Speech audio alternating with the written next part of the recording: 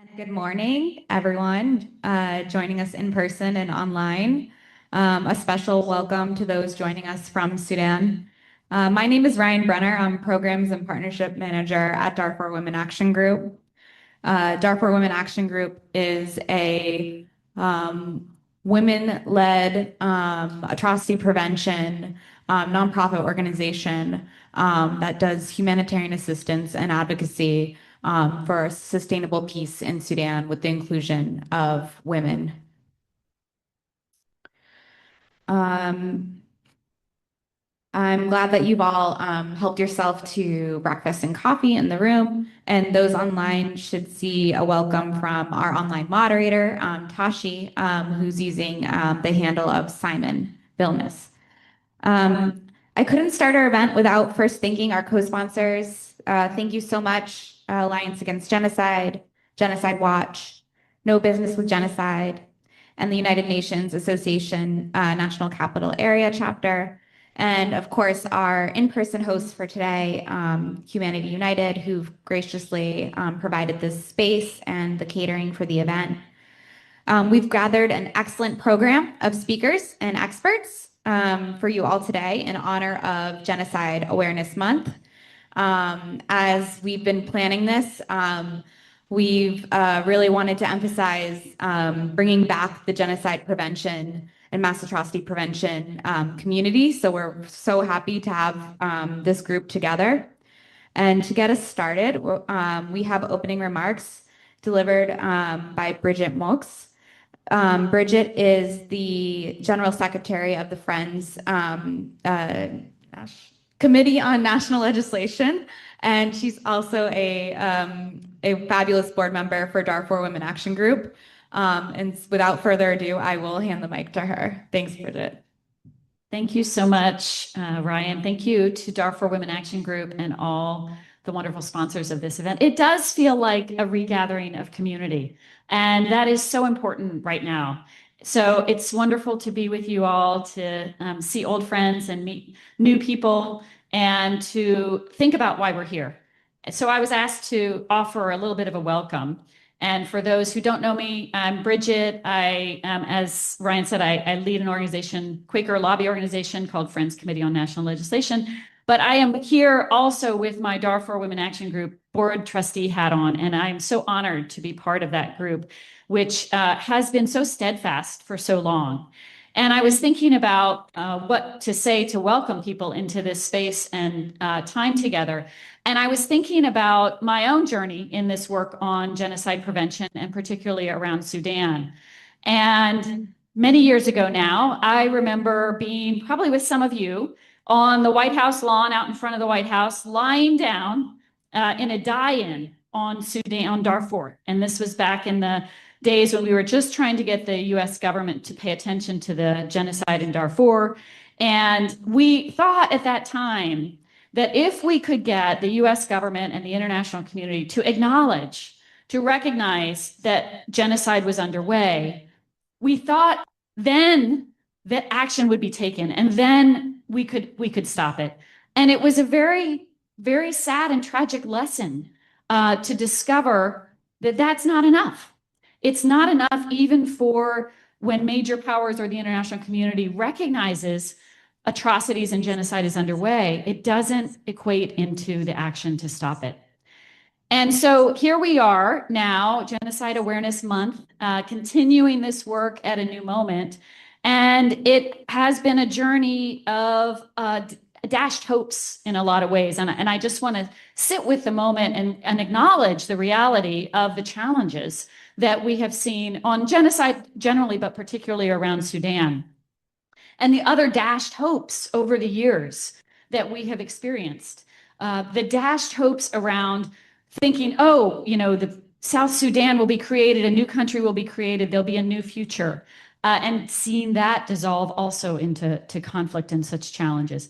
The dashed hopes of thinking, oh, if we just can get the Bashir government out and have a new government in Sudan, then something will, change, peace will emerge, and discovering that wasn't enough either. And the tremendous dashed hopes with the complete pullout of US aid funding and devastation to so many critical programs that were underway, supporting families, communities, women, supporting peace building and human rights work that we are still trying to recover from, and that has really exacerbated the situation in Sudan.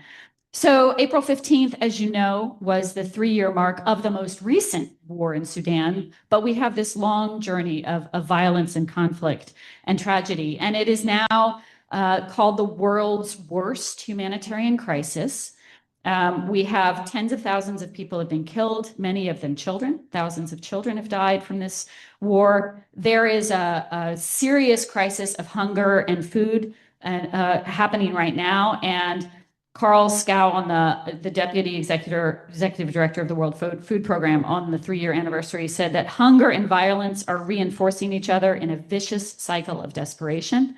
So we're seeing crisis upon crisis at this moment.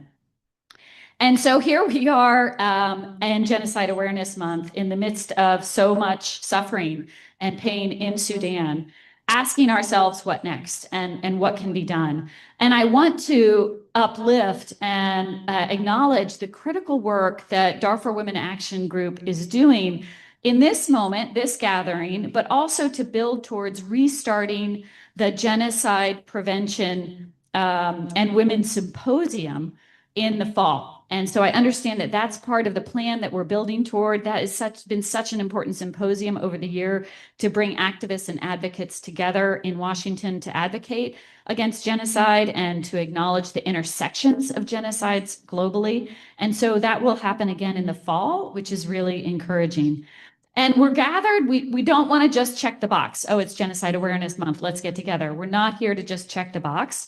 We're here to really sit with the discomfort and acknowledge the challenges we're facing, and then think strategically together. What can we do next? How do we re-energize the organizing? How do we re-energize the advocacy? And how do we stand in solidarity and listen to the people of Sudan and what their needs are and what they're asking of us as advocates here in Washington? So I do have reasons for hope. So even in this moment of so many dashed hopes along the way, this journey is continuing. And I wanted to share 3 reasons that I have hope before we dive into our day together. First of all, I have so much hope because we're here. Many of you have given decades of your lives, are working as volunteers, are committing so much of your souls and your hearts to this work because you care and we care. And many other people do still care deeply. And in the chaos of what's happening in our world, it can be easy to forget that. But we are here together. And that in itself is a critical reason to hope and to continue to support that work of building our community. The second reason I do have hope is because there are policy initiatives underway in Congress. There are legislators who have introduced legislation to take some critical steps, including cutting off funding from the UAE for weapons and supporting more U.S. Diplomatic engagement in Sudan. I think that others will talk about some of those initiatives later today, but there are legislators in Congress who are still paying attention, and that is really important. My organization had an event where Senator Van Hollen spoke recently, and he brought up Sudan and his critical importance of paying attention, and the bill that he has along with Representative Jacobs on cutting off weapons. So there are legislative initiatives. They're not solutions. I'm not going to pretend that those legislative initiatives will solve everything, but they're important steps for advocacy that we can build on as a community, and there are allies that we can work with. And finally, the third reason that I do continue to have hope is because, of course, the people of Sudan are not giving up. The people of Sudan are surviving. They are resilient. They are working together in their communities to manage the crises that they're under. And, I want to credit even the incredible resilience that Niemat offers us every time we meet together. And of course, Darfur Women Action Group had some funding and thought we're going to do bigger programs. And when it got cut, I thought, I was so depressed. And Niemat said, we're not stopping. We're not going to stop the programs. Our communities are still working. They still need us. We'll figure out how to do this. And so there are still communities and people all across Sudan and here as well in the US in solidarity with them. And so if they're not giving up, we also cannot give up. And that is our task before us. So thank you all so much for being here. I am so, so grateful for each and every one of you and for all of the energy in this room and the conversations that we're going to have. I want to encourage us to share openly and creatively and to really dive into these conversations with our full hearts and heads and everything that we can bring to the challenges that we have before us and the opportunities of being together. So thank you so much. And I'll turn it back over for our first panel. Thank you so much, Bridget. I'm not going to read the full bios. You guys have those. They've been sent online, and those in the room have them in person. But our first panel is going to be a nice discussion with a founder and president of Darfur Women Action Group, Niemat Ahmadi. You guys can make your way to the front of the room while I'm introducing you. And then of course, Niemat is from Darfur and a Darfur genocide survivor. And we have Myra Dagapa, Senior Partnership Officer for International Justice and Accountability at Unitarian Universalist Service Committee, who's been an ally in cross-conflict activism with Niemat, forming really a strong Women Against Genocide network. And this panel is timely moderated by another Sudanese expert, Kuskondi Abdul Shafi, who's currently advisor to the United States Holocaust Memorial Museum and a former senior regional advisor of Africa at Freedom House. And with that, I will pass the mic to Kuskondi.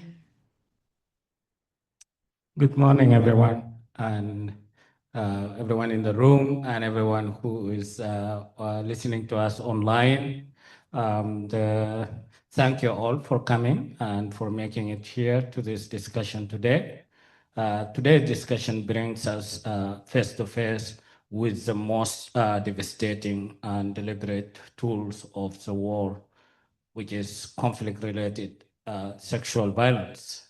And I think this is, case that is being very much visible in Sudan and in Myanmar, where sexual violence has been used not only as a tool to harm individuals, but also to terrorize community, fracture social bond, and silence the entire population, but also systemically targets women political leadership, women's consciousness, and women visibility to reinforce most of the patriarchal tendency of the conflict and violence, especially in the armed conflict context of Sudan and Myanmar. This panel is not only about documenting harms or scientifically or discussing why and how, but it is about listening carefully and respectfully to those who have endured these violations and those who have been continued to be the voice of conscience to all of us, but also those who have been in the forefront of fighting for justice, accountability, and healing every day in their career.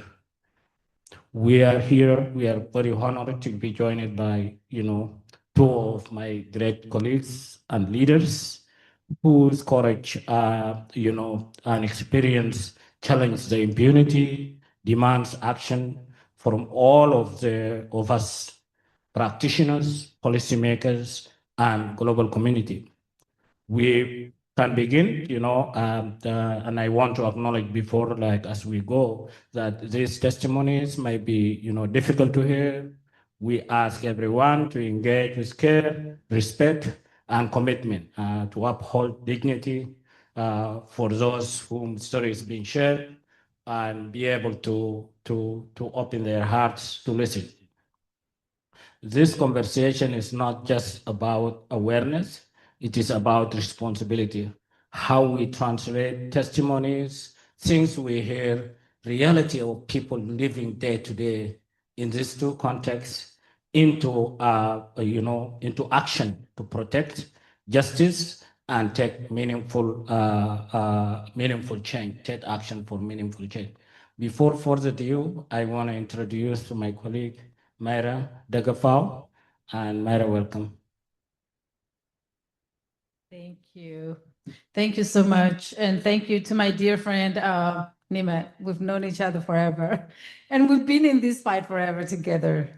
So I'm really grateful to have the opportunity to also highlight the situation in Burma while also sharing the platform together with Niemat. So I am an internally displaced, I was an internally displaced person, and then a refugee along Thailand-Burma border before I resettled here. And the life I lived back then is still going on until now, after 40 years. So last Tuesday, in Mutrod, where I came from, Karen State, Eastern Burma, a mother woke up before dawn to the sound of the fighter jets. And he literally had to pick up her children and run. And this is not the first time or the second time. Many times that she lost count. She lost her home, her village, the school where her children went to. It's been bombed. Her village, the hospital where she gave birth, it's burned to the ground. The church, nothing is there anymore. And this is not a metaphor. It's happened last Tuesday. Yes. And so in Burma right now, we have 3.6 million people internally displaced. 12 million face acute hunger. And also nearly 20 million are in need of humanitarian aid. And then you have about 8,000 airstrikes targeting civilians places. And that include schools, hospitals, churches, any place where civilians are gathered. And this is not done as a collateral damage, but it's more so as a deliberate and also calculated target by the Burmese military junta. And this is also documented by the UN. It's not just me talking about it. So basically, this is not just the junta fighting a war, but it is war crimes, crimes against humanity. I just wanted to be specific here what these crimes look like, because abstraction is what allows the world to look away.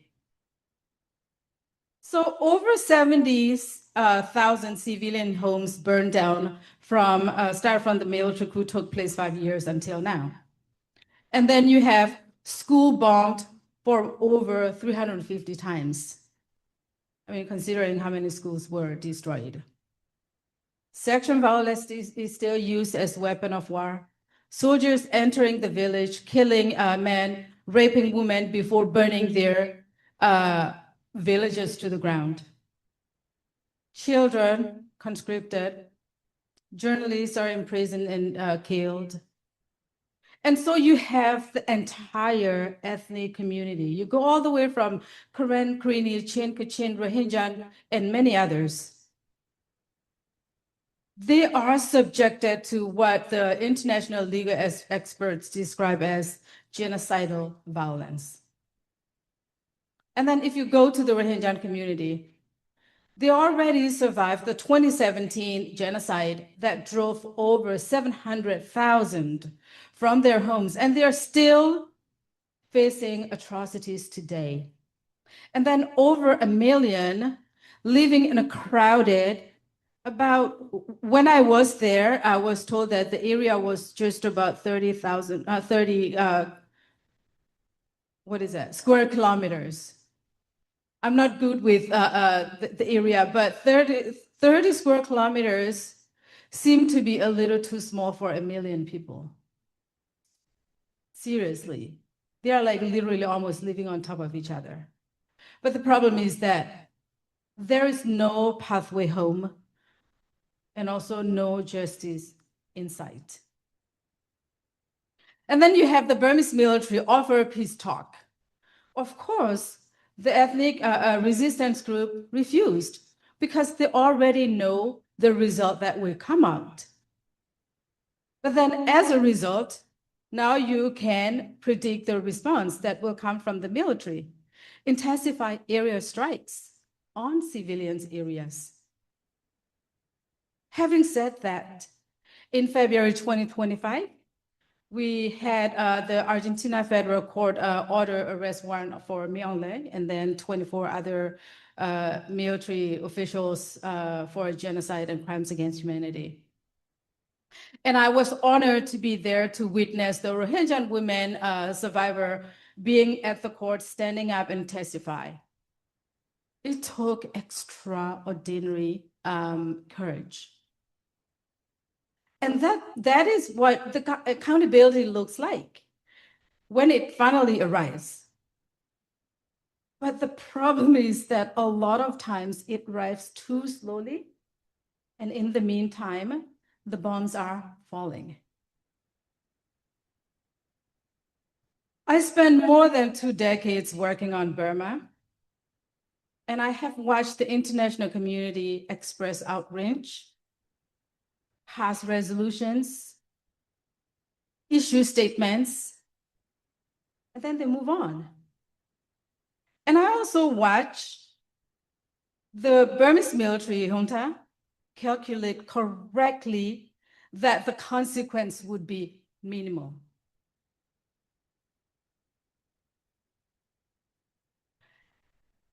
And another thing, geographic and cultural distance create a dangerous out of sight, out of mind mentality. So when media cycles move on, and when diplomatic energy is diverted elsewhere, perpetrator notice, of course. Then they read the silence as the permission, and then the inaction as impunity. We cannot make that calculation easy for them. But here is a little silver lining, if I may say for myself. In the absence of adequate international support, some people fill the gap. The community-based organizations, the civil societies organizations, they've been documenting abuses, running underground schools, delivering humanitarian aid to the conflict zone, and also leading accountability effort without resources, without international backing, or even without basic safety. And so now we have over 50,000 women and girls displaced in the displaced setting, and they currently have no protection services. Gender-based violence surge under conflict condition and remains very underfunded. But these women, they are not waiting for permission. They are doing the work without us. So I guess the question for us is whether we will show up for them or whether we will make them continue doing this work alone. Friends, colleagues, may I remind all of us, what's happened in Burma today is not an isolated one. Across the world, the same pattern repeats. Mass atrocities, deliberate target of civilians, sexual violence used as weapon of war, and a world that has not responded with the urgency the moment demands. We've heard in Sudan, 12 million people are displaced in what it is now known as the world's largest displacement crisis. The perpetrator in Sudan, as well as the perpetrator in Burma, they operate with the same tactic that the world will watch, will express concern, but ultimately do nothing. And again, together, Sudan and Burma represent two of the most severe and most ignored humanitarian emergencies on this planet. They both involve genocide, but at the same time, I strongly believe, they both are solvable. If the world decides these lives matters as much as any others. So lastly, I just wanted to bring us back and remind us that atrocities, crimes everywhere, anywhere, are the threat to human dignity everywhere in this world. The people of Sudan and Burma are not seeking for pity. They are asking for the world to stand up consistently, courageously, and without condition. So silence is a choice, and silence is complicity. Thank you so much.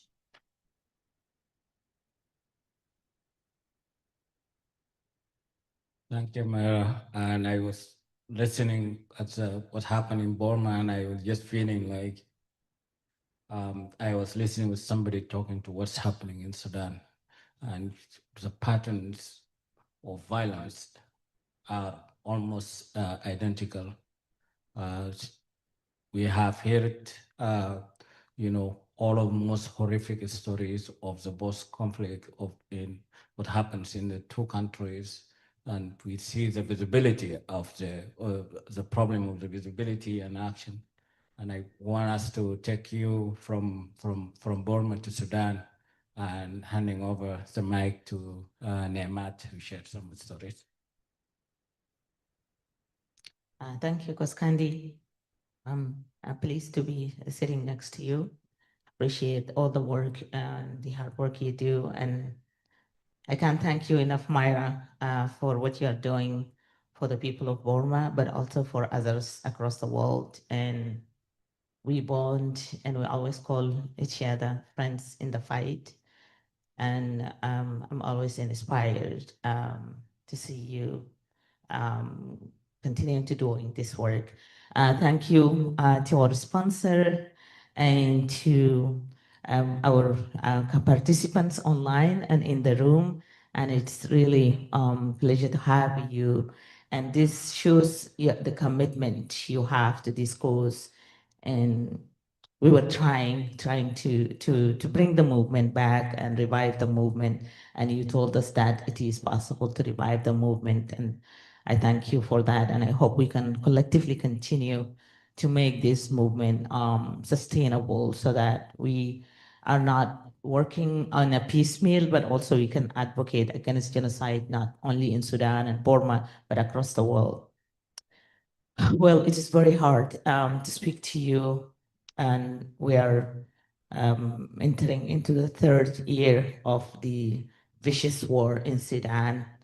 And it is even harder for me to think after 20 years of fleeing Sudan, as hard as it was, I was full of hope because the people around me told me that I would be a voice for our people and tell the world about the genocide in Darfur.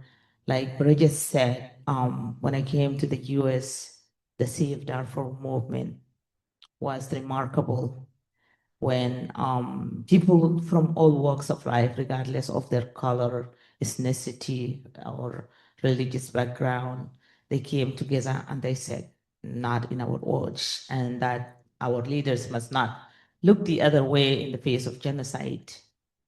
They have advocated tirelessly. Unfortunately, we have to speak about genocide again 20 years later. Many people have criticized that movement, that it did not save Darfur. And looking back, I think 3 million people in Darfur who remain in camp are able to survive because of the attention, the pressure that was exerted on the international community. And looking back in the days, the international community was very different than the international community today. And we're hoping that hopefully bring like movement back. When I fled, it was very hard to make the decision to leave your family, your friends, the only place you have known as home. At that moment, I tried, like, I wasn't able to fit because I wasn't able to go into the refugee camp, but I was also not able to live as a resident in any country because I was hunted. And back in the days, there's not such a thing called women human rights defenders. So human rights defenders were men, like journalists, lawyers, and all of these people, civil society leaders, but not women. So you have to survive on your own. But to me, looking back, it's not about me anymore. It is about the people who survived the Darfur genocide like myself. Unfortunately, they did not have the opportunity to live in peace. They remained in camp for all these years, and they were hopeful, and they were promised that there would be a solution and that perpetrators will be held accountable and that they go home. People stayed in makeshift camps under the heat of sun and desert, and they barely have a meal per day. But understanding genocide and understanding it was a form of resistance because our people wanted to be in their land. Land for the people of Darfur is an identity, is a dignity, is a place that gives you everything you live for. And that is why, even though they have been terrorized and brutalized, they remain in those camps, hoping that one day they will go home. I myself lived in the United States. There's no place that I have not traveled to and spoken to. There is no age range or level that I've spoken to elementary school students, high school, middle schools, policymakers everywhere. Unfortunately, to see that the crisis would come back again and the war that started in 2023 has shocked us to the core because it happened at a time when hope was high in Sudan after women and youth and civil society group peacefully toppled 30 years of dictator, a genocide that was the only sitting head of state at the time wanted by the International Criminal Court.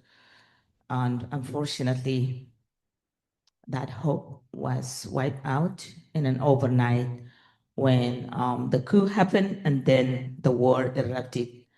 And then when the war erupted, the international community has left Sudan.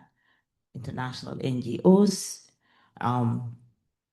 international diplomat, even Sudanese, those who can afford, they left because of how brutal the war was. We felt like the end of the world.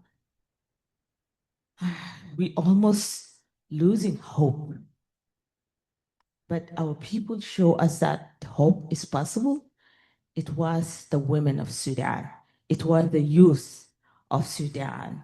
It was the community leaders and community-based organization who took upon themselves and marched to the street at risk to their own life, start aiding their communities, sharing their own meals, sharing their medicine, and going out every day to give life and give hope.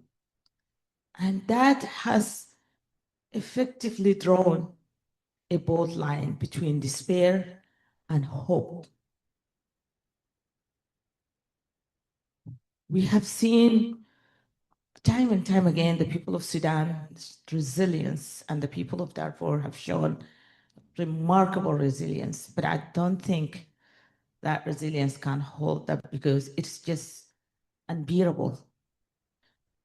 Enduring the horror, we have seen the way, I hate to speak about numbers, but speaking about 14 million people forced out of their homes. Most of these people have nowhere to go. They have been circling around.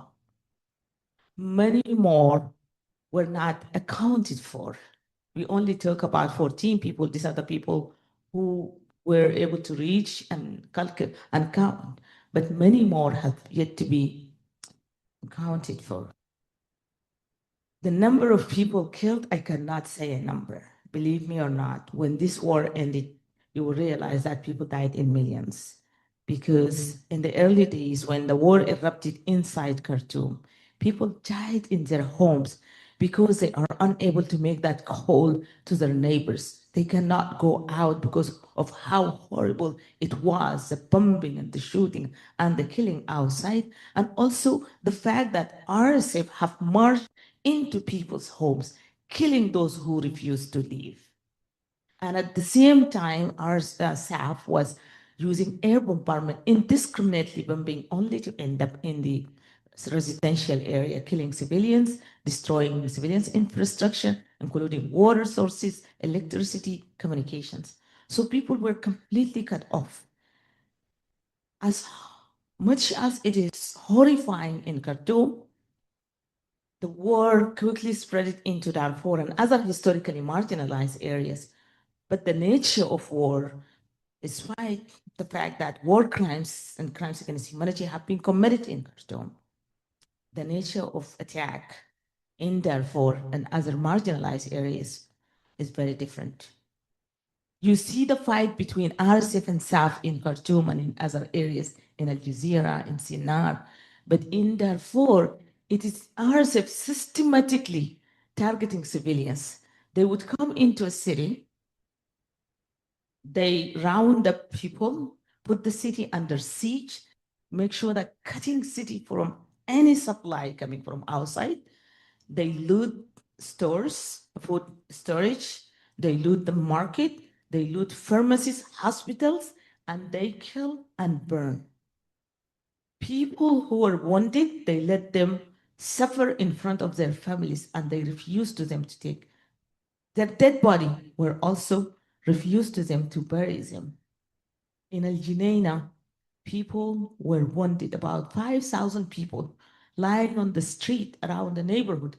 Women were crying and children crying to aid their families, and they were refused to do so. So you can see that the same patterns, it repeated itself in every single city that inhabited by the indigenous African tribes of Four, Masalit, and Zagawa. And we have seen in Al Fashir, when the rapid support forces marched into Al Fashir, killing people house by house. They went into a hospital and they massacred 450 patient and patient companions, including medical staff. And they abducted doctors and they kept them. They forced them to speak to the media that they are okay and that RSF is wonderful. Many people have been arrested and taken away, and they were taken to Niala, to unknown places we do not know. Women have been subjected to the most horrific torture and act of violation, including rape, sexual slavery, abduction, forced marriages. And many women who have been abducted, they have yet to return and unite with their families. And we don't see any talk about that anymore. We have now seen outrage. I remember back in the days when Boko Haram abducted girls in Nigeria. We've seen the international community coordinated action to go after Boko Haram. Unfortunately, the rapid support forces are. I have never seen perpetrators that so emboldened that they commit crimes and they record themselves and broadcast it to the world to see how brutal it is, and they brag about it. There is an RSF leader who said, "Oh, I think I killed about 2,000. I should start counting again." And then they went on and on. Everyone was bragging about the numbers they killed in every city. I think Al-Fashir was preventable. But unfortunately, the world failed to prevent. As much as they failed the people of Darfur 20 years ago, they failed the people of Sudan today. People of today, when the RSF was squeezed from other areas in the center in Khartoum, they move into Darfur and Kordofan, and nobody talks about Kordofan. Today, the situation in Kordofan is the worst. West Kordofan, one of the poorest areas in Sudan, and right now people were forced out of their home into the desert. God knows we don't know what is happening with them, and there is no NGOs operating, and there is no history of locally led organization. A few of them started during this war, and you can imagine how struggling with resources. Most of the NGOs are centering in Port Sudan, in Kassala, White Nile, and you name it. Today, it is very hard to see hope in Sudan because back in the days, the rapid support forces were malicious in horses and camelback. Today, they are in brand new Land Cruiser, well equipped with technology, with everything they need. They can survive anyway. They have allies internationally and in the region, supplying them with weapons, technology, money, and even recruiting mercenaries for them to come and fight. So our people are against this brutality, and today they are actively working to divide Sudan, to cut Darfur and Kordofan to be an RSF territory. And if this is allowed to happen, that means the world has given the permission for the complete extermination of the people of Darfur. With all of this, it is hard to see hope. But hope is the only thing that we are holding on to. And that's why we brought you this morning. It has been hard since the fall of Al-Fashir. It's very hard even to talk to yourself. We have seen our people were crying for help. A systemic dismantling of Zamzam camp. And then Al-Fashir. But what gives us hope and courage to stand up every day and do what we do? It is the people on the ground, our team in Zamzam, in the work of attack in Zamzam. We were so worried that they may have been killed. What happened to them? 3 days later, they send us a message. They say, we are alive. One of our colleagues has lost their son, and we are in Tawila now, and we are ready to help. They give us direction and let us know what we can do. I literally broke down. Like I was standing, I fell down. I couldn't comprehend. Look how these people are so selfless. I said, no, this is crazy. I told my team, send them emergency fund. Let them find a place, even if a tree to put their family. Let them buy shoes for themselves, buy clothing so that they can start serving others. It can't just be like this. In Al-Fashir, we have a consortium of locally led organization working there. 2 people were abducted, a man and his daughter. Both of them are working for different humanitarian organizations. They were arrested and they were taken by RSF for a month.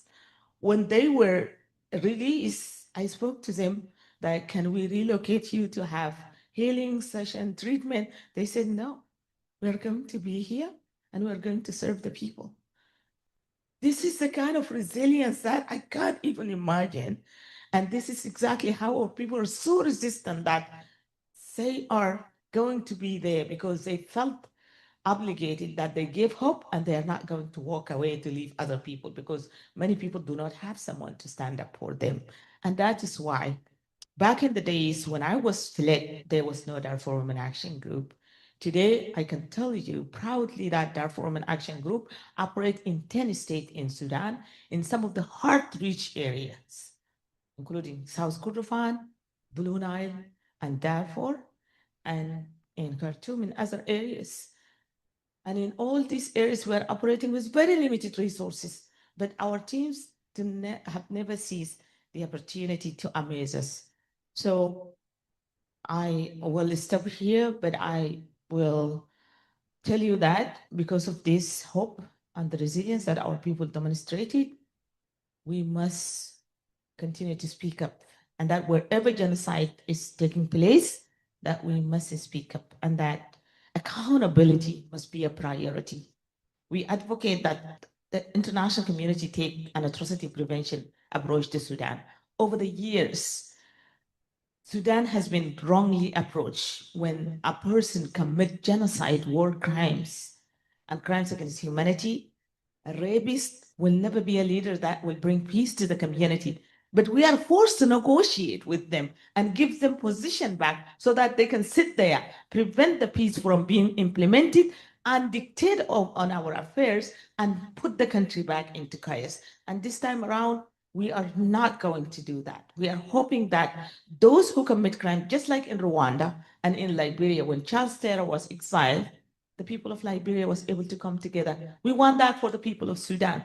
We also want to establish a base for justice where if two people disagree, like the generals, they go to court. We don't want people to pick up arm again. And we want you all to advocate for that and to pressure the international community to do so. I will stop here. I will be happy to take your questions later. Thank you.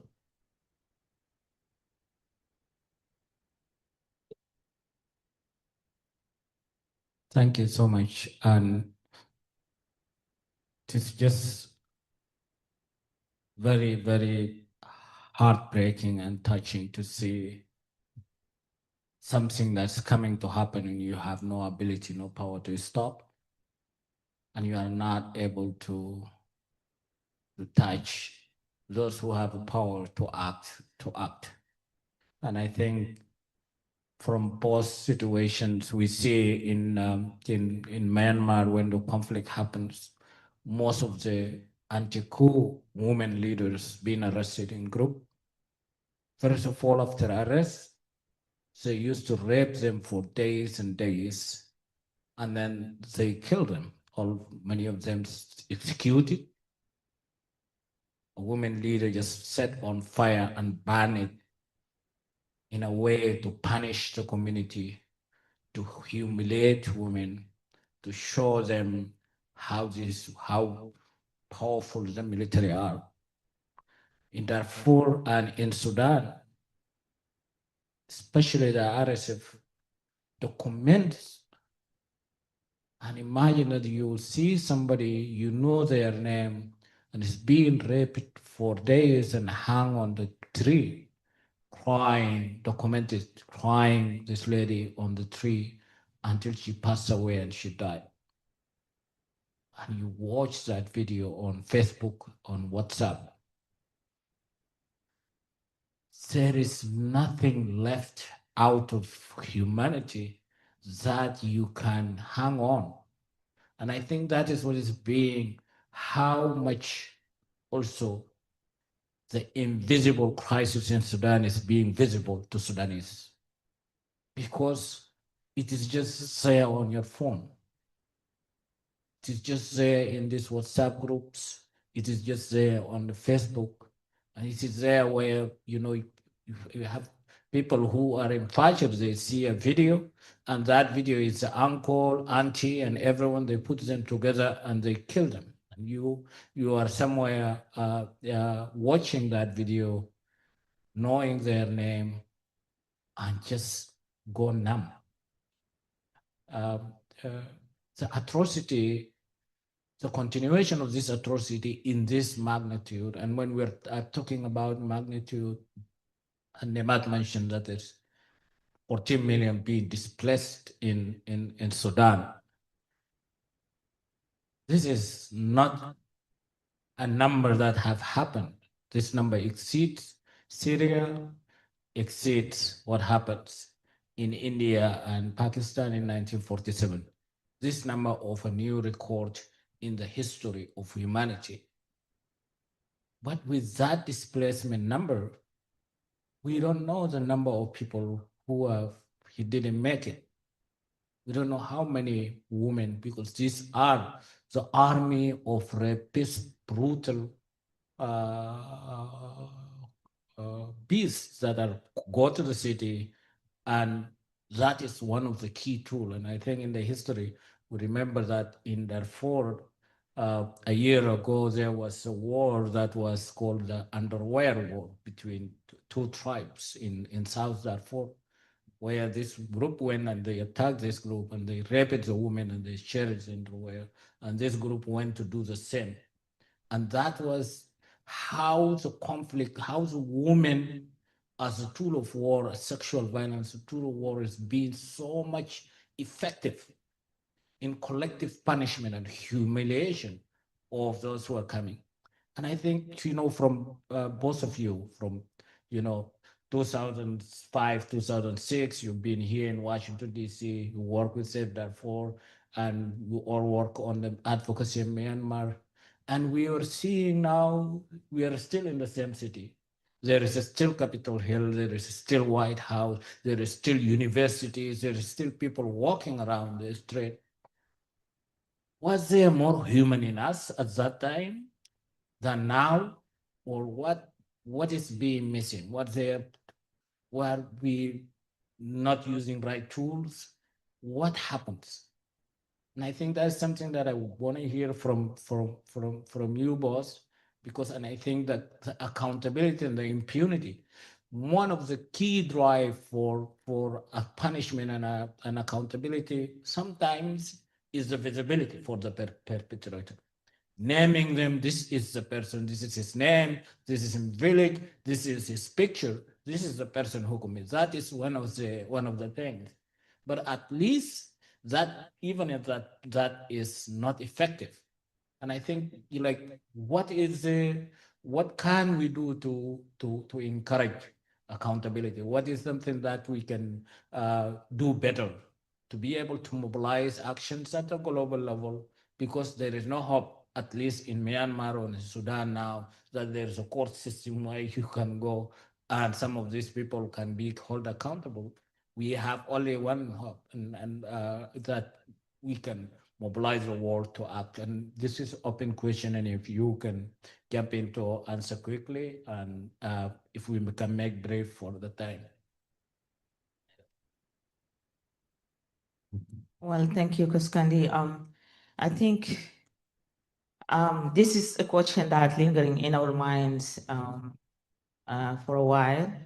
But I think what happened is that the perception of that, especially in the early days of the Darfur movement, people were thinking that we put all the tools in place for the conflict to end. We get the indictment of the sitting head of a state. The ICC referral was something that was unexpectedly happened. The deployment of UNAMID to protect the people. The high-level visits by, I remember Kofi Annan went to Sudan. Tony Blair, the former British Prime Minister, went to Sudan. Late Colin Powell, who was Secretary of the State, went to Sudan. Those high-level visits has generated attention. And then that has also contributed to raising awareness and contributed to humanitarian assistance and support for those who are working on the ground. And that has saved those who survived. But unfortunately, the crisis was not resolved. The more we become stronger, the perpetrator become advanced, and they also advance their too. They divided the international community, and then now we have superpowers involved, like the Gulf-rich countries. They also have friends here, including in Washington. and in Europe, in other places. So they go to this capital and they lobby on behalf of the perpetrator, unfortunately. And then for the ordinary people, for NGOs who have worked tirelessly to advocate, there's also something that lack of political will frustrated the movement. Like the hope was high. Like when Obama was elected, the promise was all candidate has committed, the three of them, that they will end the genocide in Darfur in their first 100 days. When that didn't happen, people in the movement were so frustrated. And many people start like rethinking the tools. And then also in 2016, we did this exercise with our team that why genocide prevention is not a priority for many people. We realized that there's no funding available for such thing. People don't talk about genocide prevention. We did research and research all the foundation across the world. I think Humanity United was among a few that at that moment they have this kind of funding. Unfortunately, not anymore right now, but that at the time. So that's how terrible it is. And we advocate to governments, but we don't advocate to donors, and we need to raise awareness. We also need to make commitment that no matter what, sometimes like the double standard in the international community, create another double standard in our own community. And we should come together and agree that people should not be killed because of who they are, wherever they are. And when genocide happened, we call it name the name. Change of the narrative hurt the situation, hurt the accountability, and also make people invisible. And that is what happened when people start tweaking the genocide in Darfur. It's like this is a conflict, it is intercommunal, and as politicians try to start calling that, and then making people hesitant to say, because then you will be attacked and things like. So these are all the things that have limited our ability to continue the movement. But I hope that we use those as lessons, and that there is still hope that we can create a movement that will be bold enough to continue to work on this. And I really feel inspired to see Dr. Greg Stanton from working in Cambodia, and I have known him for as long as I've been in Washington, Mike Brown, Wes, Myra, many of you, Bridget, Amal, someone who's a sister Sudanese, I met the moment I get to the US, and people, our colleague from Crisis Action, and many, many others, our brother Nazar here.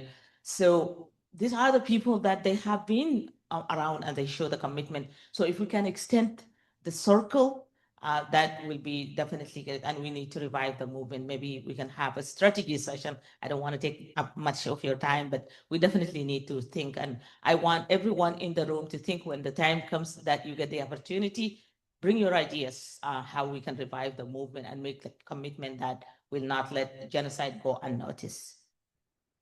Thank you so much for the call for action. I think I just wanted to add a little bit as to, I know all of us are working so hard, and I just wanted to remind all of us that it is a tedious job. It takes forever to get somewhere. But then even, I mean, ICJ, ICC, all this stuff, it takes forever. And even when we get a little piece of it, it doesn't really get anywhere. We need Interpol and all this stuff where the 190 plus countries of the world will come together and willing to arrest this guy. But that's not going to happen overnight. So as much as the people on the ground are so resilient and fighting so hard, giving up their lives, we over here can sleep on a soft bed. Don't give up. Please continue doing the work. And anytime when you feel down, you are getting tired and stressed out, and you're feeling like it's a little too much, please just picture those people in your head and remember that they need us. And with that, I think we're going to regain some energy. And please continue build up the momentum in terms of building up political will for the officials that we have that can make change for us, because they are the ones who have the more clout, the bigger clout than us. So we do need their help. Thank you so much. Thank you. We have a very few minutes, but we can take some burning questions. Yeah. This one?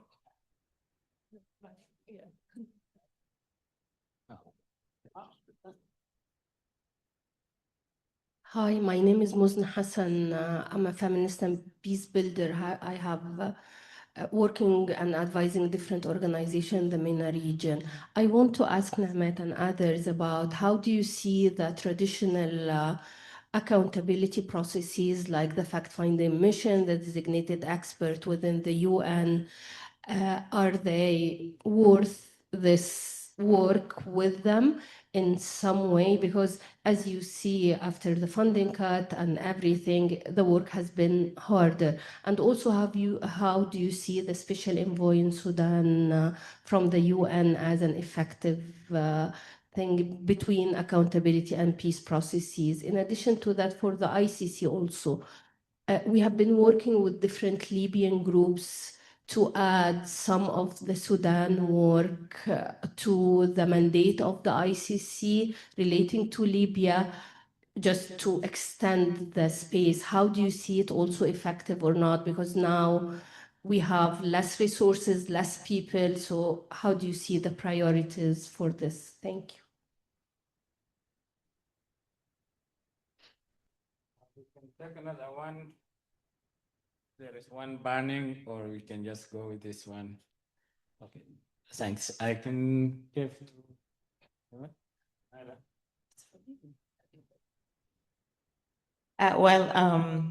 Thank you, Mosne, for that question. I think first, the fact-finding mission and other tools, I think it's really important at the moment. That's the only documentation, like official, internationally recognized way of documenting, and it's important why the International Commission of Inquiry back in the days have established the base for the ICC referral for Darfur. So it's very, very important. We work closely with them, like we try, because since they are not going to get on the ground, we encourage and we advocated for renewal, and we'll be advocating again because that's the only way. But also, I think we need to support those who are working on the ground. There is a large amount of violation that has not been documented, and the human rights defender on the ground are documenting with no support. So that is really important. I think the ICC for the people of Sudan currently is the only tool available for accountability. Unfortunately, with sanctions on the ICC and the ICC judges, prosecutor, we left with very limited options. So it is very hard to, like, even when we all were frustrated that it takes longer to pursue accountability through the ICC, but right now, even like, it's very hard to work with the ICC. So it's that is kind of the challenge but it is important to have the International Criminal Court when countries like Sudan, there is no accountability system, and the whole system is being politicized even before this war. And right now, there's no accountability whatsoever. Both sides have committed crimes, and so we do need international court. And I also urge all of you to advocate that the U.S. as they give waiver to Ukrainian to work with the ICC, that give waiver to Sudanese led organization to work with the ICC, because that's the only option for us. And I think working collectively, as so like the case of Libya, as much as the case of Burma, people who are impacted, if we can empower them, because these are the people who continue to do it for themselves and for others. And that's why like we bond, because we believe this is a lifetime commitment, and it's not just for the people of Sudan, but for other people anywhere. Thank you. Thank you, and just this is good that we bring the last the point on the ICC. I think in my previous job we are trying to support organizations from Burma, from Sudan to engage with the ICC. I think the issue that we face is designation of ICC with the U.S. government as the I don't know what they call, but generally not to deal with. And I think that creates a very big challenge for the organizations, especially the diaspora from those two countries that are in the US, and also those who are receiving funding from the US or US government or other organizations to be able to engage. And I think this was very visible in the last General Assembly for the ICC, where most of the US organizations, everyone is scared to even go there or to appear there. My question is for Myra, and happy if Niemat, you have something to say also quickly on that. How much this impacts the effectiveness. We have a big number of the organizational experts, a very vocal diaspora in the US, and these people are keen for seeing justice and accountability for crimes committed in that country. And the problem is that they cannot engage with the only one tool of accountability which is there, which is ICC. And it is hard because, maybe if one of the perpetrators come to US, you can go to FBI and they can arrest, but that's not going to happen. Meaning that even the sanctions tool is not effective, is not enough. Meaning sanction is not accountability. And I think what can everyone here do? What kind of action we can do to mobilize to exempt these countries, to allow organizations, activists, citizens of those countries to engage directly without fear, without any consequence to the ICC? Matter to you the question. Wow. It's a pretty hard question. I don't really think I have the answer, but let me give it a try. A lot of times I feel like selfishness, that each country, each leader looking out for themselves and their country, more so looking at the people that they say they're serving, they're supporting, they're trying to take away or help out so that the oppressor is to be off from them. And so when they put themselves first, then the people that they deem that they serve doesn't seem to be sort of like exist in the work. And then all this work doesn't really mean anything. Like if we're talking about the situation in Burma and with Argentinian court issued arrest warrant for Myongle and the 24 government military officials. But then if you ask the people from Burma, what does that mean to you? They're like, well, it doesn't really mean anything because the guy is still there, is still bombing us. And so then that should create a question, a deep realization, self-assessment for the international community, which they don't do it. And that is something that sometimes brings me to the point where, like the question we're asking now, what else can be done? We can't really do more than what we're doing now. What else? And I guess come back to where we are right now. We just have to continue doing what we're doing to our best ability, and we can't really back down because we have a lot of people also in our own community who feel disappointed. But at the same time, we just have to come together and remind ourselves that the work we are doing is meaningful, although it is not as effective as we'd like to see, or we want things to happen at this moment. Yes, I don't really think I have anything. Thanks. Niemat, you have something to say? Absolutely. Yeah, I think, this is a very challenging time to all of us, and especially here in the US. But you know what, sometimes what doesn't kill you make you stronger. I believe in that. I sing that every day. And I think Congress is very important in this. I remember back in the days when the ICC referral came up, there were a bipartisan group. We did outreach, very effective.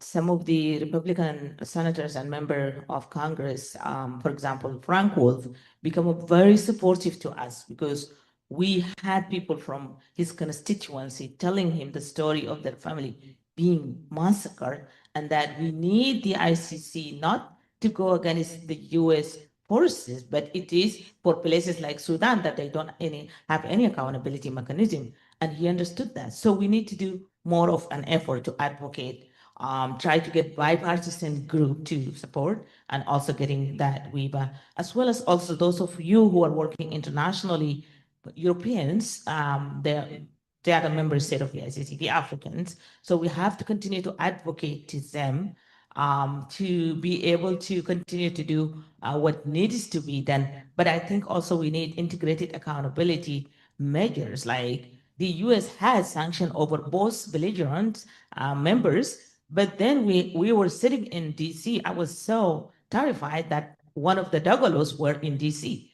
So we also have to advocate and make the US accountable to their own measures, that they must also, and it's like, from my experience also working on accountability, I think we need also to pursue financial accountability. The money that was stolen by the military junta, and if we can advocate for asset freezing and restoration of that fund, it was done in Iraq.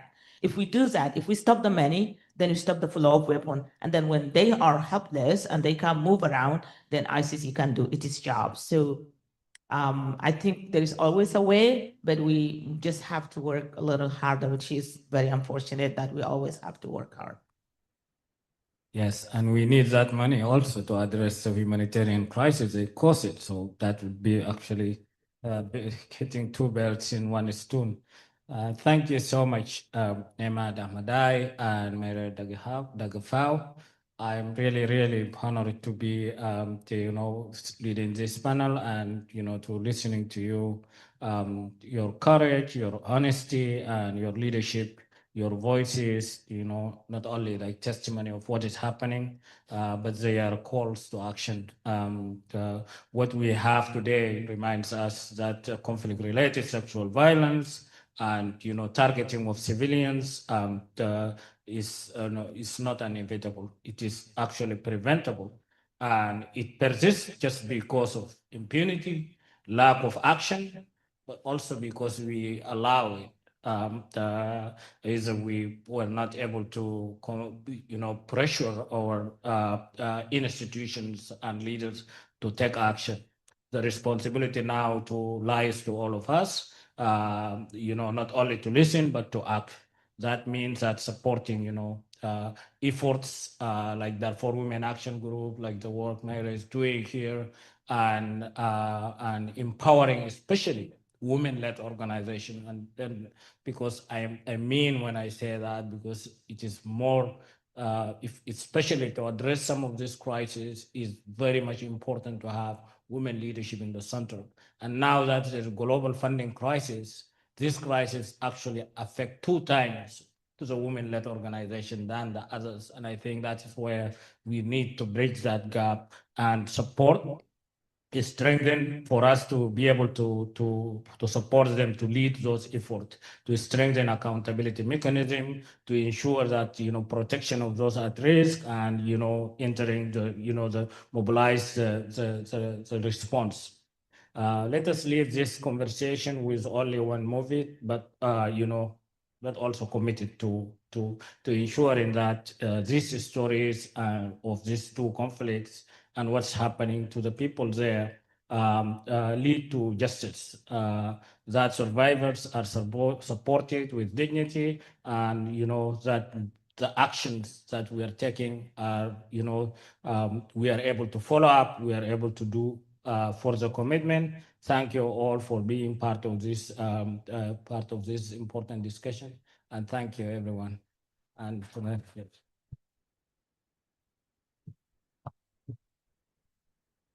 Thanks, everyone. We're going to take a short 5-minute break, just a short intermission, and we'll be right back with the next panel. Thank you, those in person and online, if you can just take a short break.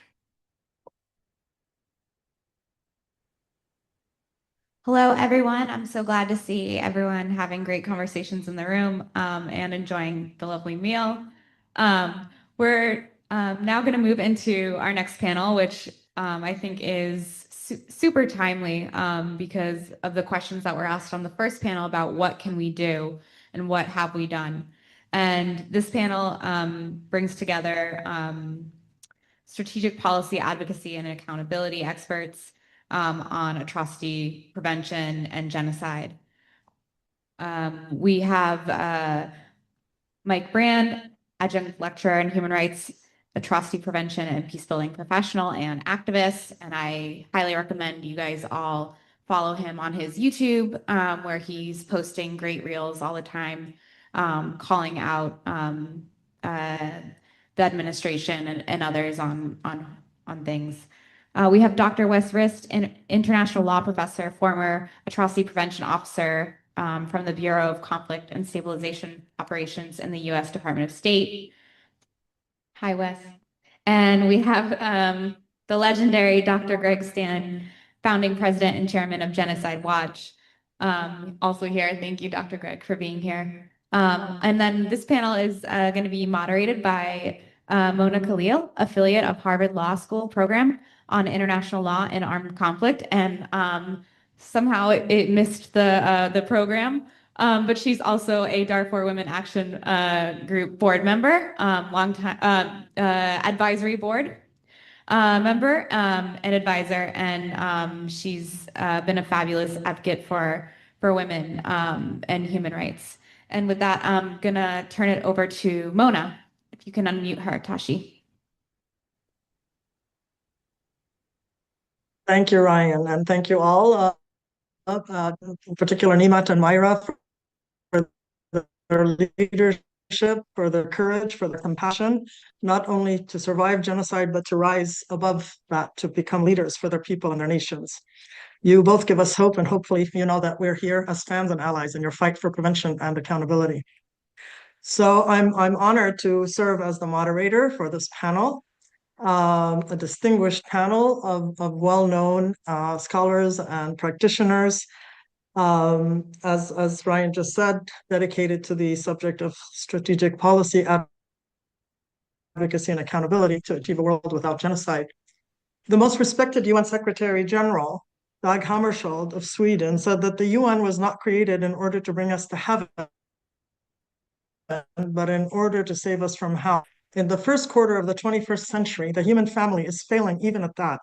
The UN seems paralyzed and the world appears to be descending into a lawless jungle where might trumps right.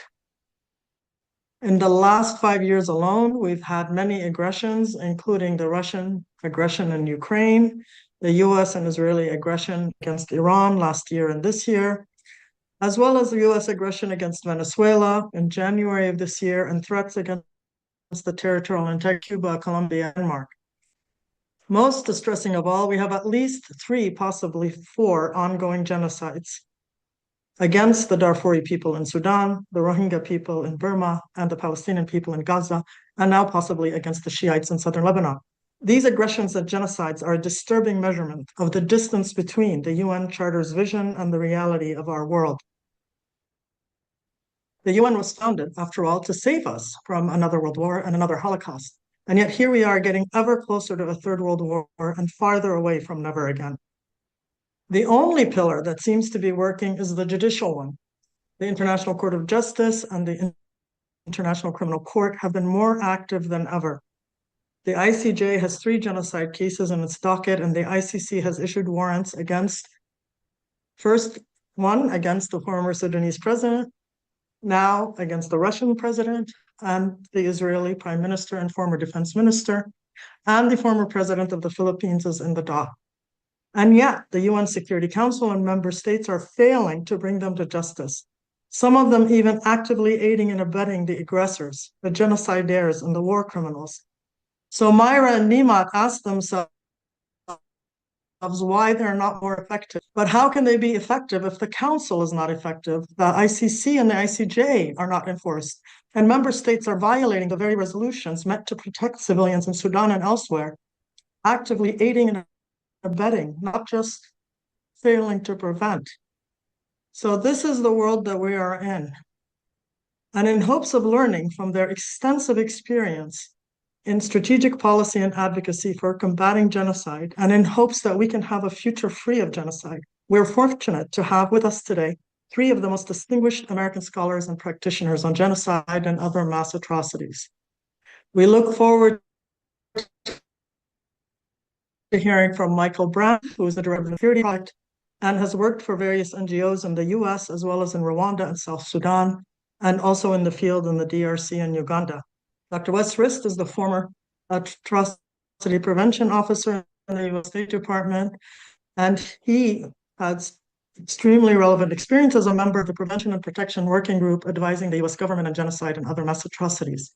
Last but certainly not least is Dr. Gregory Stanton, who is one of the pioneers in this field, the founding president and chairman of Genocide Watch, the founder and chairman of the Alliance Against Genocide, and the leader within the US State Department decades ago in founding the International Criminal Tribunal for Rwanda and the Khmer Rouge Tribunal. Their full bios are in the program. I now have the honor to give the floor to our first panelist. Michael, you have the floor.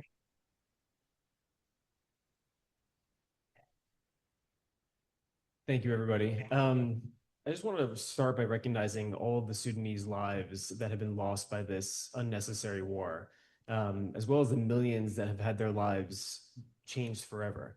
Loved ones lost, homes destroyed, forcibly displaced, educational opportunities, jobs just gone. You know, it was almost 20 years ago, April 30th, 2006, where thousands of people gathered on the National Mall.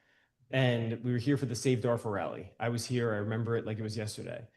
People came from across the country, they chartered buses, there was churches, synagogues, mosques, they all came together to stand up against the genocide.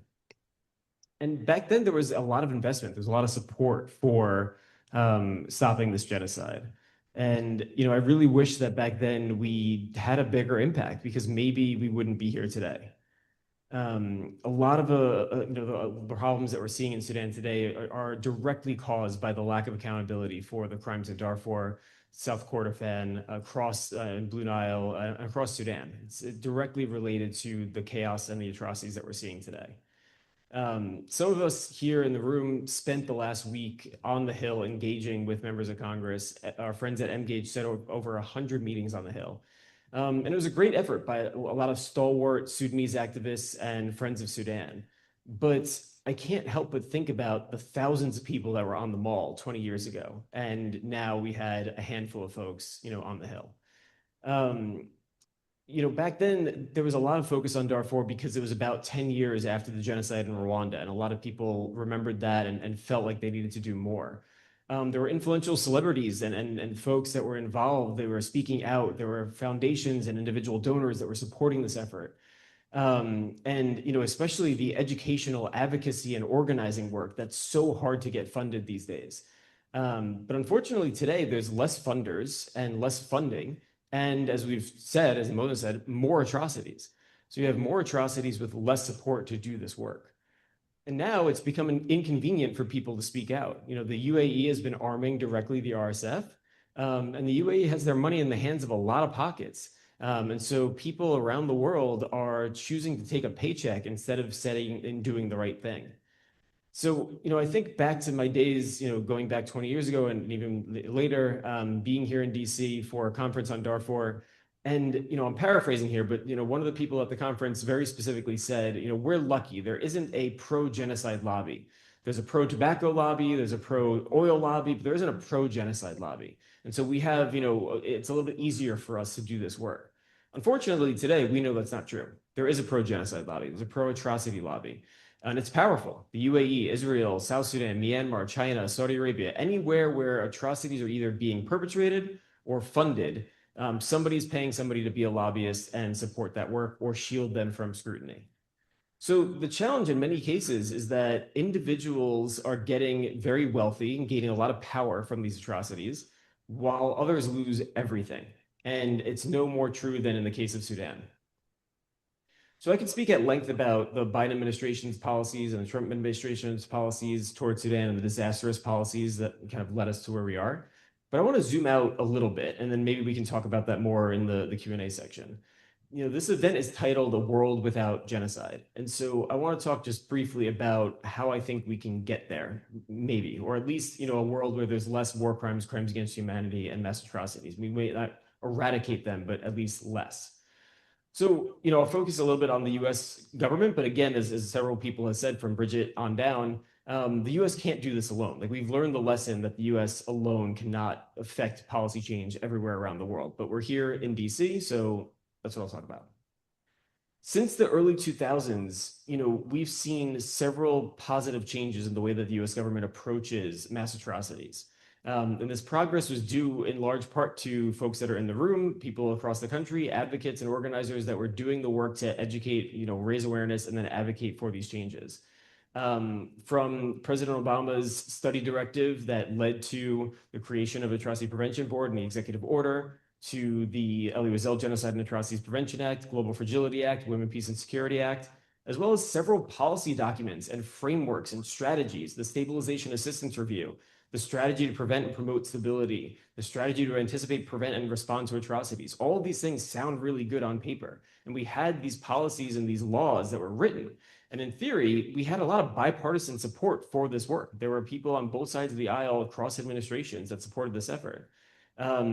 But the rhetoric, while strong, there's always been this gap between the policy rhetoric and the policy action. And that's the thing that we need to close. So, some folks dub this problem a political will problem. It's an issue of political will.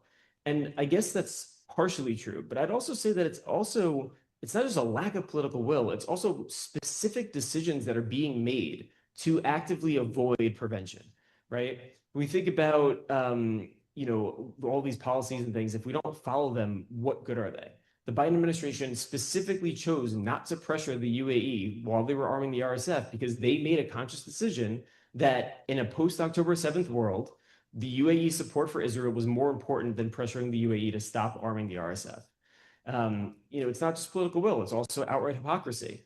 It's difficult to advocate that the UAE should not arm the RSF when the US was arming Israel to commit genocide in Gaza and mass atrocities in the West Bank.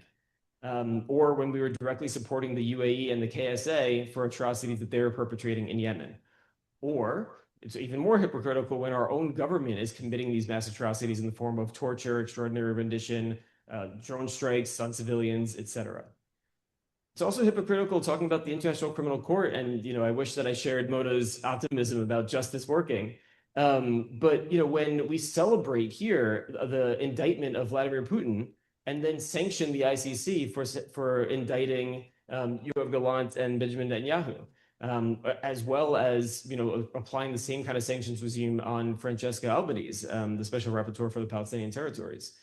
So obviously, we don't need to talk about this ad nauseum either, but like this complete rollback that we're seeing right now as well is a unique moment, right? The destruction of US aid, closing many of the institutions and the bureaus that existed specifically to implement many of the policies and the strategies I just mentioned, people like West that were, left out on the lurch because CSO that was there at the State Department just disappeared overnight. And Republicans, led on these bills just a few years ago and now have done a complete about face on these key priorities. So, like I said, we're in a unique moment, but this has been a consistent problem across Democratic and Republican administrations and Congresses that we've had. This isn't just a Trump problem. Some people like to paint it that way. That's just not true. So I often talk about this idea of building a prevention-focused foreign policy and the need to actually focus on a wider scope of how would we actually implement these policies in practice. A policy that understands that human security and that the adherence to international law and human rights shouldn't be a back burner issue, that these are, priorities. These shouldn't be just ancillary things. Recognize that we fail to prevent mass atrocities across the world. There is the spillover. There is, international crises. There are destabilizations in the markets, spikes in humanitarian needs, et cetera. And then understanding that we can't do this work if we're hypocritical in our own foreign policy around the world. So I have many other things to say, but I will stop there and we will, I'm sure, get more into it with the Q&A. Thank you. Thank you, Michael. In fact, the message has to be clear that the more we fail in preventing, the more we fail in punishing, the more we encourage further atrocities to be committed. And while you're absolutely right, that Trump and the Trump administration are not the first to fail in this endeavor, they are making it even harder by shutting down, the War Crimes Office, by shutting down the Accountability Office. So there is even yet a greater degree of contributing to the lack of prevention and response. I now have the pleasure and honor to introduce Wes. You have the floor. Thanks. And just to clarify, not a doctor. D is my first initial, so it often gets mixed up as doctor. Although I just accepted a PhD position to go and write my doctorate, hopefully on atrocity prevention. And so getting to go back into this work. I'm going to focus a little bit more, and I really appreciate Mike. I've known him for, I don't know, 12, 13 years, something like that now. Long enough that we bounce each other's ideas off of at drinking nights and the like. I'm going to focus a little more on what the situation was like inside the State Department when we were able to work on this. I had the privilege of leading the atrocity prevention efforts on Sudan during the entire time I was at the State Department until they shut down the Bureau of Conflict and Stabilization Operations. Talk a little bit about the tools that we were able to use, the steps we were able to take there, the limited successes we were able to see, and then what we can learn from those lessons. This is a panel about strategic advocacy and policy. And so I want to focus on some of those steps that we can hopefully pursue, regardless of the fact that my bureau, global criminal justice, most of DRL, et cetera, don't exist anymore. And of course, all of the incredible resources of our USAID colleagues, which were hip and thigh with us all the way through that.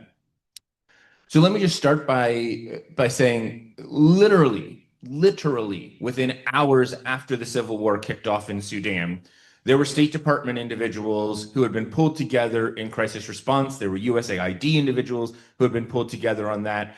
And by the time we hit 2 to 3 days later, we had already pulled together an internal working group of human rights and specifically atrocity prevention folks who were addressing some of these issues in Sudan. Now, inherent into that response is the fact that we were too late.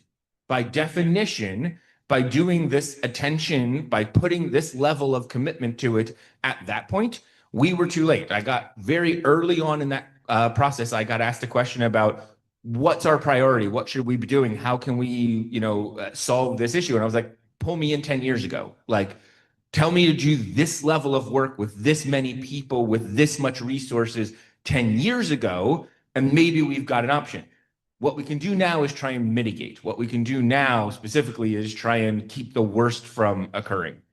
And we were very lucky in that we had an example of a full-throated response to this kind of situation in Ukraine. And in my own bureau, we had the Ukraine Observatory, which was an open source intelligence collection process that was looking at using not just satellite imagery, but other sources of information as well, including things like signal chats and WhatsApp group messaging and all of that kind of stuff to track a whole host of issues, including indicators and evidence of mass atrocities. And immediately, because that had been successful, there was a, can we do this for Sudan?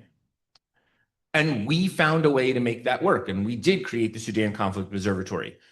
The challenge was it was not well funded. It was multiple different funding streams trying to patchwork together resources that could be used. It constantly had to fight for where its money was coming from. There were repeated questions about, is it going to be extended? Are we permitted? Like just within the internal processes, are we allowed to use money that had been dedicated to Sudan, programs, outreach, participation, community building, whatever? Are we allowed legally within the US system to transfer that to a crisis response metric and system? And so it was a constant challenge. We ended up finding a way to get some of that funding put through, but it was never an easy process, and it was constantly plagued by contractor and other difficulties. But we were able to build some of those programs. And because I had had the privilege of working in civil society for a long time before I joined government, had worked with Niemat, had worked with many others in the Sudanese community, I was able to reach out to them and say, hey, like, I'm your person on the inside. Like, my job is to be here for you. One of the things I am proudest of about my government service is We had regular meetings. For a while. It was weekly, and then it was monthly, and then it was quarterly because attention waned. But we brought the Sudanese community and civil society actors together to make sure that the voices telling these decision makers and these policymakers what the effect of their policies were and what they needed to be focusing on wasn't just coming from desk officers and human rights officers who were looking at this stuff. It was coming from the communities that were being affected. And Niemat especially mobilized dozens of people, including sometimes people who got on a satellite phone at the times when communication was shut down, where they walked out into the desert to not be seen on a satellite phone because having a satellite phone was a death sentence at the time. And those individuals talking directly to senior policymakers, being able to share their experiences made a difference. It personalized those activities, and it created a sense of urgency around this is not a thing that we're seeing in the news and we get an update once a night about it. And instead, this is affecting people's personal lives. And that's an astonishing thing, how technology has changed being able to center those voices. And I will continually look for opportunities to do that. If I ever get to go back into government, it's one of the things I want to try and do more of, because it did affect change among senior policymakers to hear those voices and to see those kinds of responses of, hey, this is making a difference. That had no impact. Hey, you really need to pay attention to these specific people. And it wasn't just broad policy things. It was names, this commander, this action group, this organization, this neighborhood. You need to pay attention to this. Over time, we were able to build out some more opportunities to find support and to put effort and resources behind things like the emergency response rooms and the communal kitchens. Never what we should have been doing, constantly challenged by a lack of funding that was dedicated to this. And we never, unfortunately, got a big effort from Congress to actually fund emergency response in Sudan. And that, I think, is one of the biggest failings of the administration, was that they did not turn and say to Congress, you need to give unrestricted funds for this, because the way to respond to this crisis is not a guarantee. We don't know the best answer. You can't be telling us, well, here's $10,000 for this thing and $1 million for that and $500,000 for this. No, a pot of money that is put out there, similar to how it was done for Ukraine. We never got that for Sudan. I think that's one of our core failings. That's an area where there is still potential to make a difference, even in this administration. Unrestricted funding by Congress saying this is for, and here's the second part, the special envoy for Sudan to use. About halfway through my time working on this issue, we were lucky enough to get Special Envoy Perriello, who had the unique situation of having been in the State Department before, having been a member of the House of Representatives before, and having strong connections to the administration himself. And so he had a lot of capacity there. Unfortunately, his position answered to the Assistant Secretary for African Affairs, not to the Secretary of State. And this is one of those really wonky, in the weed things. But you can usually judge the effectiveness of a special envoy by looking as to whether or not they answer to the regional secretary, assistant secretary, or do they answer to the secretary or the deputy secretary. If they answer to the regional, then guess what? They have been brought in to do something that Congress thinks that their boss is not doing well. They're not going to, that assistant secretary is probably not going to react well to that implication from Congress. And there was tension there, unfortunately. Tom did what he could. I'm not saying he was perfect. He was constantly trying to raise awareness of the issue. He was kind of one of the ones who pushed this narrative of this is the most ignored and largest humanitarian conflict in the face of the crisis, in the face of the planet. But it did give us more capacity to try and do things. And that resulted in atrocity prevention being part of the regular internal secret and level higher meetings, that it wasn't just me knocking at the door trying to get this perspective added. It was built into the agenda from that moment on. So yes, we're in conflict prevention, we're in crisis mitigation, we're in humanitarian response, we are in maybe peace and conflict settlement kind of efforts, but atrocity prevention was also there in the room at the same time. Did I have the loudest voice? Well, I mean, I'm very loud. Did I have the most authority? No.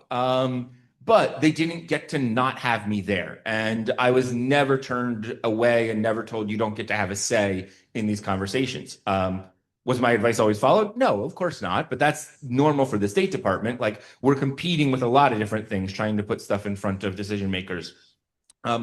It also led to us being able to pull together meetings of the Quad and other entities and stuff like that.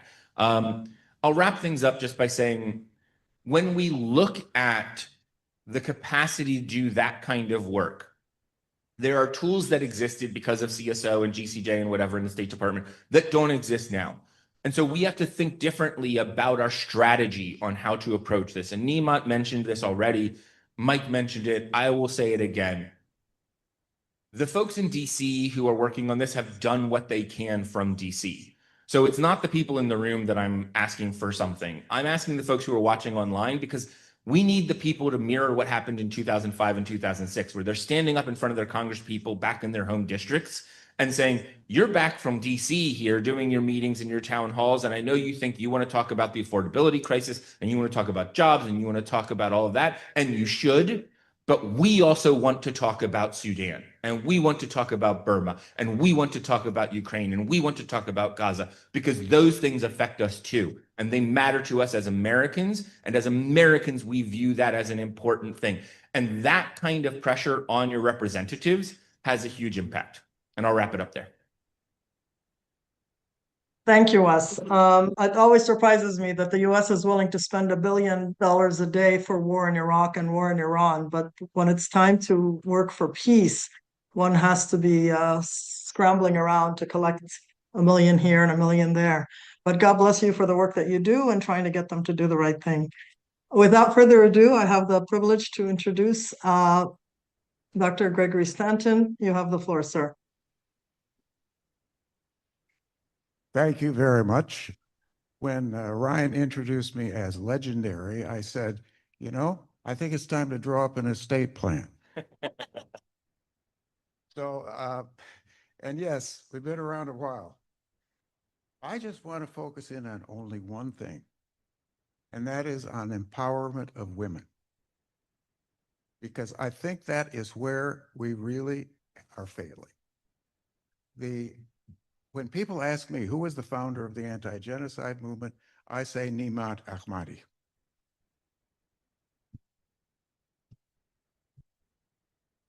I'm a cultural anthropologist, and I'm also an international lawyer. And I also come from the lineage of Elizabeth Cady Stanton. Anthropologists are supposed to believe that all human behavior is cultural, that we learn everything from our cultures, but we don't. We learn a lot from our cultures because we're dependent on symbols and language. But there are some things that are wired into us, such as the structures that make language possible, as Noam Chomsky showed, the developmental stages that turn babies into adults, as Piaget discovered, the desire for sex that gives us pleasure, oh yes, and ensures the continuity of humanity. But other darker structures are also wired into us. They have cursed the human race with war and genocide from the beginning of time. Ethnocentrism, aggression, territoriality, the need for control and domination, and patriarchy.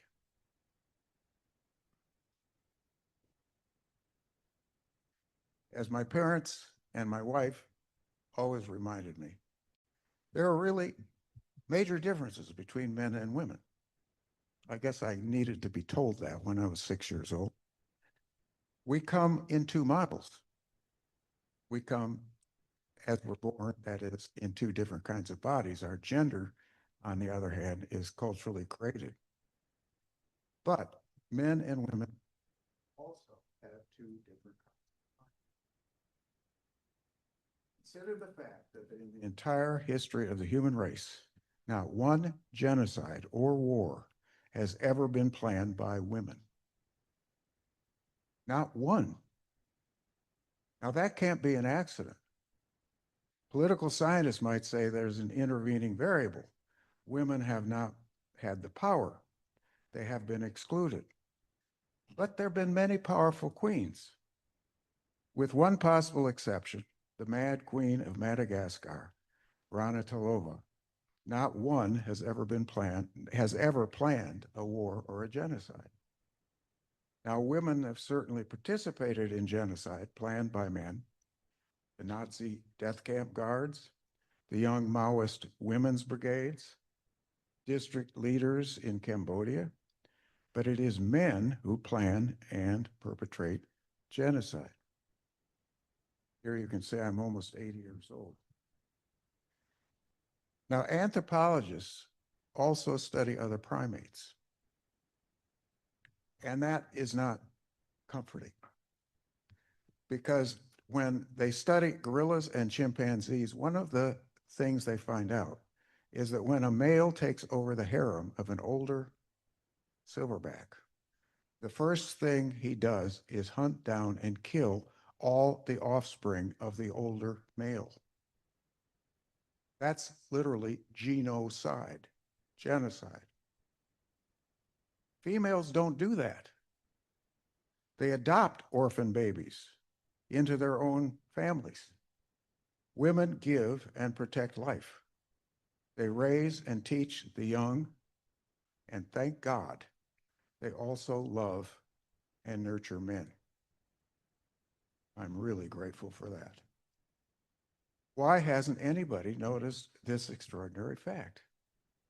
That half the world's human beings do not plan or lead wars or genocides.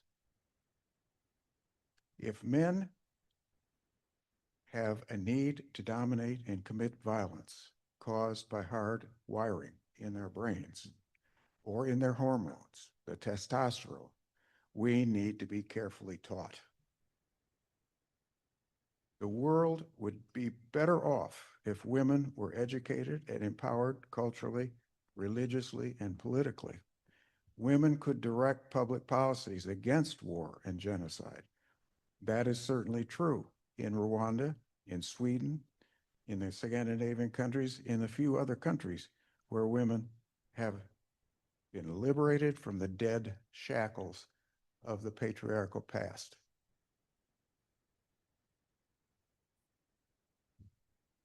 I like to say when people ask me about this, why is that? I think it is because there is a fundamental difference in the way women handle conflict from men. When men have conflicts, they fight. When women have conflicts, they talk. Talking is a lot better way to resolve conflicts than fighting. I just want to end, because I only have 7 minutes, with a true story that you probably already know. It comes from Liberia. Lima Gabawi, who was a fish seller in Monrovia, Liberia, had a strange dream one night. She dreamed that the market women of Monrovia should begin each week with an hour of peace, Liberia, a country that was being torn apart by civil war between Charles Taylor's government and Revolutionary United Front. Both sides cut off arms and hands, raped women, conscripted child soldiers, and turned them into killers. They committed every war. They committed genocide. She told her dream to a Muslim friend who also sold fish in the market. And they began the weekly prayer meetings in the fish market. More and more women joined until 5,000 women were praying every week. Charles Taylor's entourage drove blithely by in their Mercedes limousines. Then Lima Gabawi and the other women demanded a meeting, a public meeting with Charles Taylor and with the leaders of the Revolutionary United Front. When they met them, the women demanded an immediate ceasefire and negotiations to end the war. Both sides amazingly agreed. So the talks began in Accra, Ghana. But the women didn't trust the men to make peace. They pooled their nickels and quarters, they rented buses, and they went to Accra themselves. They slept outside, sometimes in the rain, while the men sat in the four-star hotels. Try to get this there. The talks began with the men, led by a former Nigerian president, who I happen to know personally. Finally, fed up, the women walked into the building where the talks were underway, and they sat down in the hallways. The Ghanaian police were called, and they threatened to arrest the women. One of the senior women that said she'd make it easier for them by removing all her clothes. If you've lived in Africa, as I have for so many years of my life, one of the most humiliating things that can happen to a man in Ghana and in other countries in Africa is for a grandmother to disrobe in front of him. Well, the police backed off. The Nigerian ex-president told the men that if they didn't come to agreement in 3 days, he would turn the talks over to the women. The agreement that finally was reached exiled Charles Taylor to Nigeria, to Calabar. I've been there too. And peace returned to Liberia. And in the next election, with the women's crucial votes, Dr. Ellen Johnson Sirleaf became the first woman elected president of an African country. She brought peace to her country. And Lima Gubawi and Ellen Johnson Sirleaf and the Yemeni women human rights activist Tawakkul Karman won the Nobel Peace Prize in 2011. Charles Taylor was tried for his crimes, convicted, and did spend the rest of his life in jail.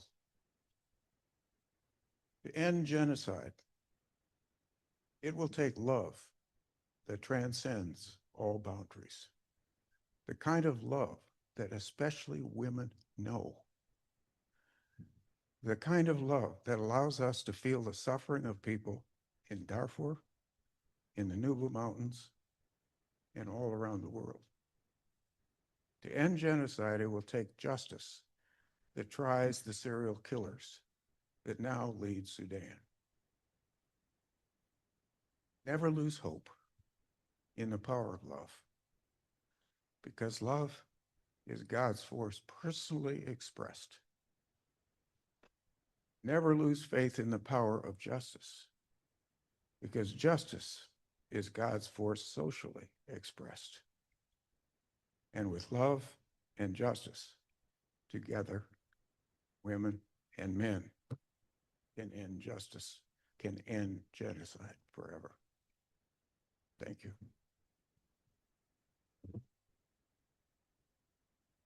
Thank you, Dr. Stanton. I wish I had such a high appraisal of my fellow women as you do. While I agree that the majority have those compassionate and nurturing instincts, history is showing that when women do reach those positions, they are also capable of committing aggression and other atrocities, from Margaret Thatcher to even. Is the exception that proves the rule. Sorry? It's okay. I was saying that when women reach those positions of power, they too are capable of great atrocity. We saw what Margaret Thatcher did during her time. Aung San Suu Kyi is a Nobel Peace Prize winner, and still, when reaching power, became a supporter of the military's genocide against the people of Burma. We have Kristi Noem recently showing great cruelty, and we have Daniela Weiss leading the settler movement in the West Bank. So while the majority of women, I think, fit the beautiful description that you provide, and we should empower those women, as you rightly call, We should also recall that men may be the warmongers, but they're also in history the peacemakers. The Nelson Mandelas, the Martin Luther Kings, the Mahatma Gandhis are also amongst our heroes. So we seek to empower women, but we should also not forget the heroes amongst us who are men, and you are one of them, sir. So thank you for all that you've done. And in light of the interest of time, I would like to open it up to the audience. And while you're responding, if I can ask the panelists to focus on one or two best practices in your career and your experience that may have the most impact. One of the questions we received helps us in this regard. I can't tell from the question online who's asking the question, but it's an excellent question, which is that there is an opportunity coming up for civil society to take targeted action in the Human Rights Council because of the upcoming review of accountability mechanisms. And what advice would you give? What are these best practices that you could suggest that may have the most impact in this short time, both for civil society in Sudan as well as for civil society around the world, to seize this opportunity to have the greatest possible impact in their advocacy? Maybe we go in reverse order. Can I ask Dr. Stanton to go first? Sure. The first thing we need to do is create better institutions. The first thing we need to do is rewrite the UN Charter. Now, we actually can do it, can you believe? Article 109 of the UN Charter actually provides a mechanism by which you can rewrite the Charter. It takes only 7 votes of the Security Council and a majority of the General Assembly to convene what is called a General Conference. The General Conference can actually rewrite the whole UN Charter. If they do so, they need to abolish the PERM 5 veto. They need to totally reform the way votes are cast in the General Assembly. They need to, in fact, put much more emphasis on regional organizations. In other words, the UN needs to be reformed drastically. I think that's the first thing I would say, create a better institutions. Secondly, we need to oppose Nazism wherever it rises its head, and it has taken over this country. We have a Nazi government right now, and we need to defeat it in elections. The reason why his bureau was abolished was because of this Nazi government. It's why USAID was abolished. In other words, we need to be able to see when the enemy has struck, and we need to come together and fight it and oppose it. So I'll kind of leave it to you. Thanks, Mona. Speaking specifically to the accountability mechanisms, I think there are a few things that can be done there. One is there's a reliance upon civil society to provide a lot of these mechanisms with information, with evidence collection, with resources, even just telling them where to go look when they do have investigators who can go in country. But frequently they cannot go in country either because governments have forbidden access or because of safety and security concerns. So in those situations, they rely on civil society and especially locally led organizations. And yet, the capacity for civil society and locally led organizations to engage with the UN, especially post-pandemic, has been decreasing and continuing to be sidelined. And so emphasizing the role, and especially for governments, but as civil society organizations themselves, and this happened at the UN Commission for the Status of Women just recently, and others who drew attention to the fact that civil society orgs are being sidelined by the UN, which is itself becoming more dependent upon the work of civil society organizations, especially in these kinds of evidentiary collection and accountability mechanisms.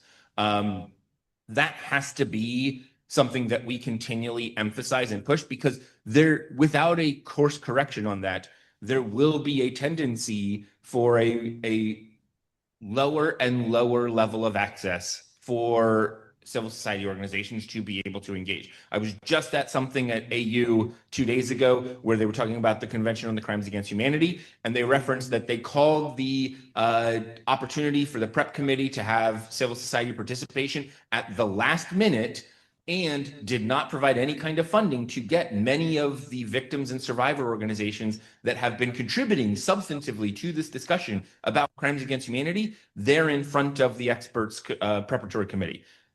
And so all of that work that had been done to make that convention, that draft convention, in the form it was, did not have the input and access from civil society there. So that's what I would focus on. Just briefly, I'll say, you know, it would be great if we could rewrite the charter. I think we need to do a lot of editing at the UN. But I'd also say in lieu of that, there are regional mechanisms and regional institutions that also need the support.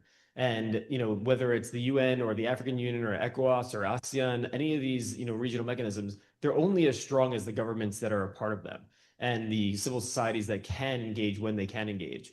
But I think part of what we can maybe look forward to is getting away from the ICC and the ICJ that takes 20 plus years for you to get a single indictment and, you know, actual conviction or any kind of decision, and look to regional mechanisms for these efforts. And, you know, it's going to take some time, but I think that's kind of a half step between fixing all of the things at the major international level and still seeing some form of justice. Thank you all. Indeed, it turns out that the question here. I have one Sorry? other comment I'd like to Oh, add. go ahead, sir. We are in the grip of a new revolution, the artificial intelligence revolution. And it is imperative that we find ways that we can apply AI to recognize hate speech and answer it immediately. And in fact, Genocide Watch has already got an MOU with the United Nations to do this.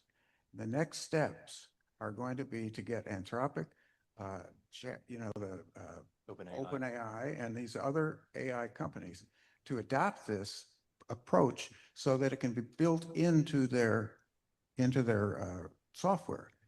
And this needs to be done in hundreds of languages. That it's going to be incredibly expensive. That's why all of the AI companies can afford it.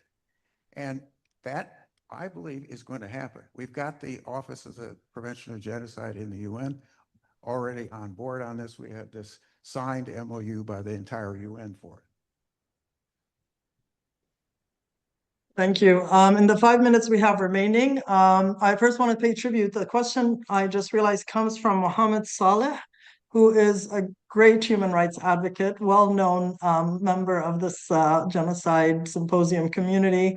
And I wish to recognize him and for his service in the transitional government and for the cause of justice and peace in Sudan. We have two questions from the audience, and maybe I'll take them together. One is from Sadia, who would like us to address in particular the question of those women and girls who are also disabled as a specifically vulnerable group. And then there's a question, Dr. Stanton referred to the veto and the need to amend the charter, which would require not just the passage of resolutions in the Council and the General Assembly, but also ratification by the Permanent Five. And just to remember that the veto is not only used by the US, but it's been often used, especially in Sudan, by Russia and China. But our questioner from the audience is asking about how to overcome the veto and to recognize that when the veto is used, it is preventing the Council from fulfilling its responsibility to ensure accountability, even failing to influence and implement its own resolutions. So feel free to comment on either of those questions. And if you want to also add one or two final comments as our panel comes to an end. Sure. There's been a lot of proposals about how to get around the veto. One is to create a essentially treaty among the members of the United Nations that would require that the Security Council, when it wants to, when a genocide is declared by a majority of the Security Council, not without any veto, that there cannot be a veto that would block any action by the Security Council. In other words, it could actually be done by treaty. The second way is, of course, to rewrite the charter, as I suggested.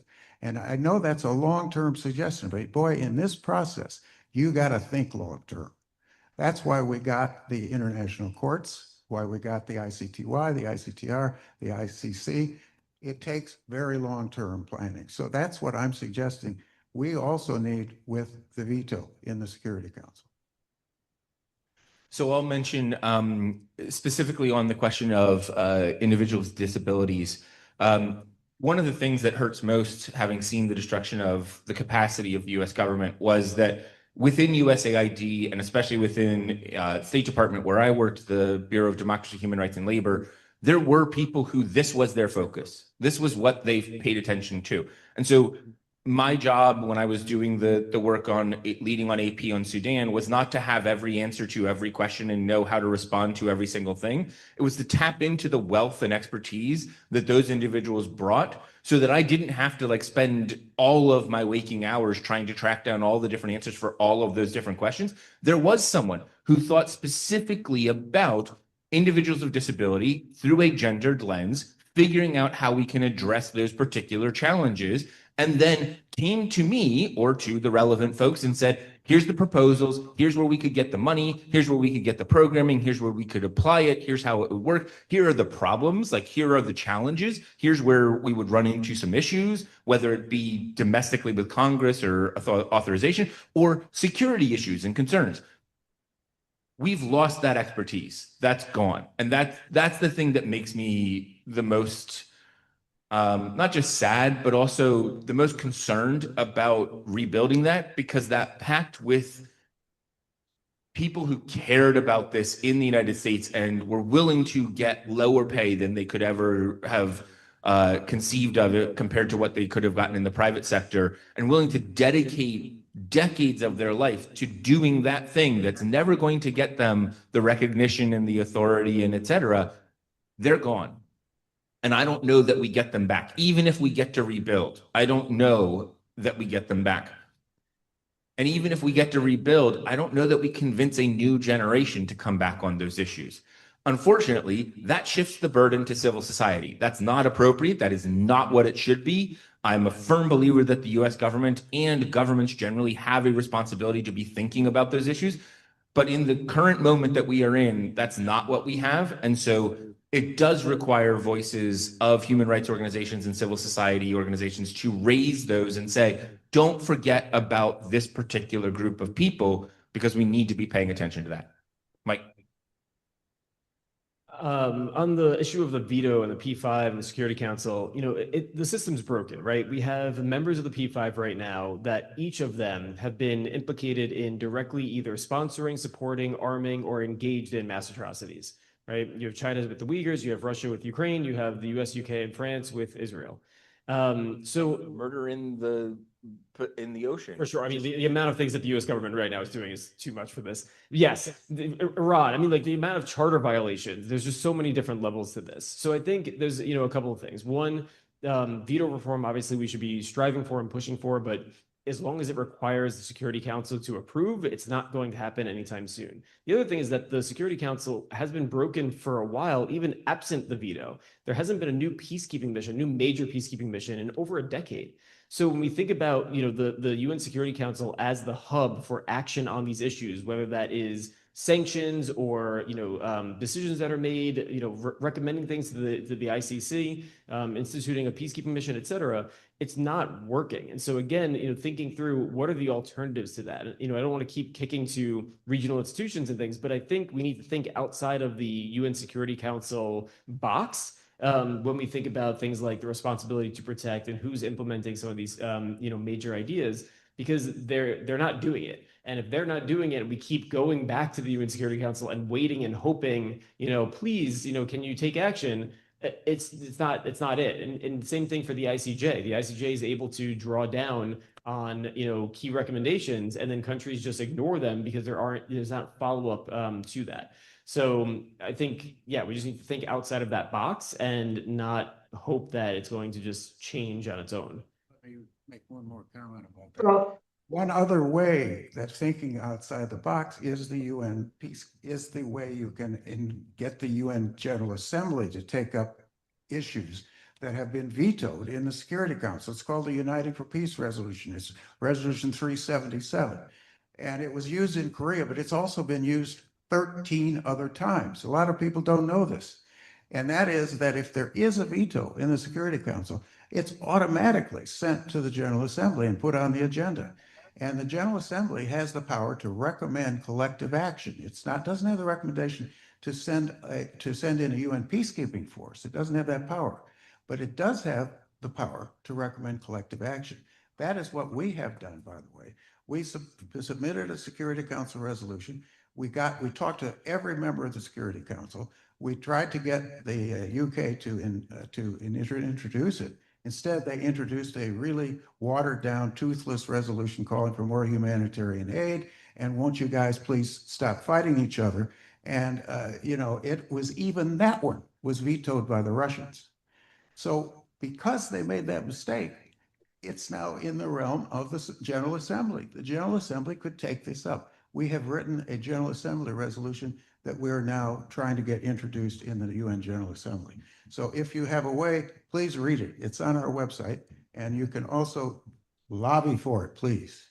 We've already talked to 20 UN missions, and I think we need to talk to what, another 170 maybe?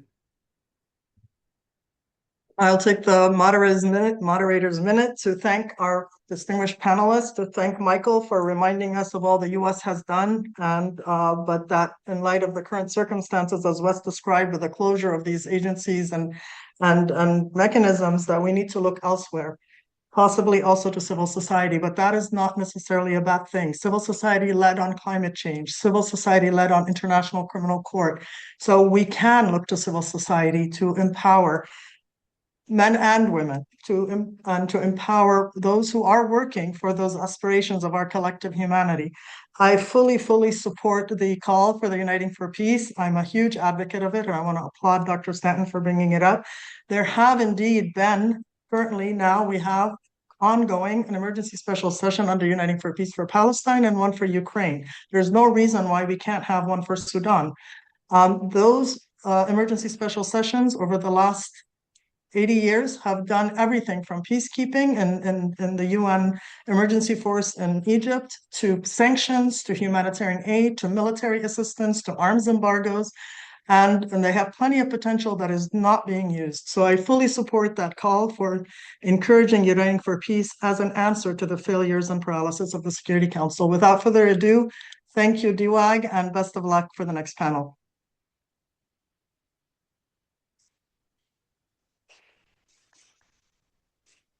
We should thank our panelists. Everyone. We're just going to shift gears here.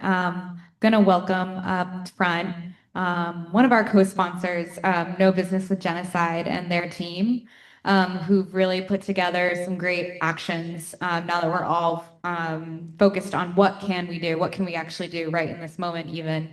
And so we have Executive Director Simon Bilinis, Strategist Allison Chadwick, and Special Events Manager Nora Niemat, and they're here to provide some action for you all.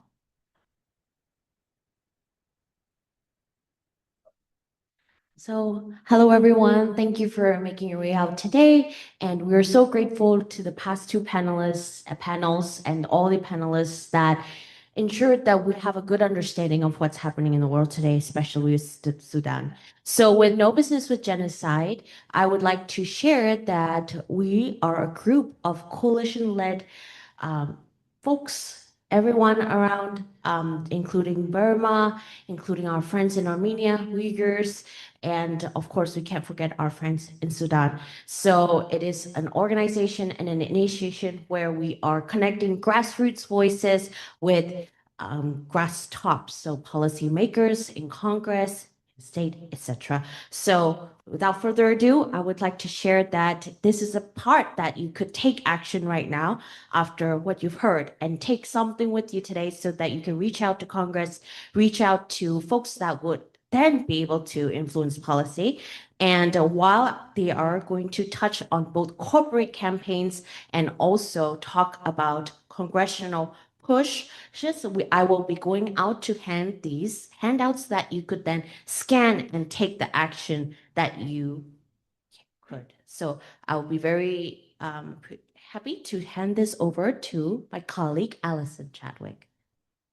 Hi, thank you all for having me. I'm so honored to be part of this event today.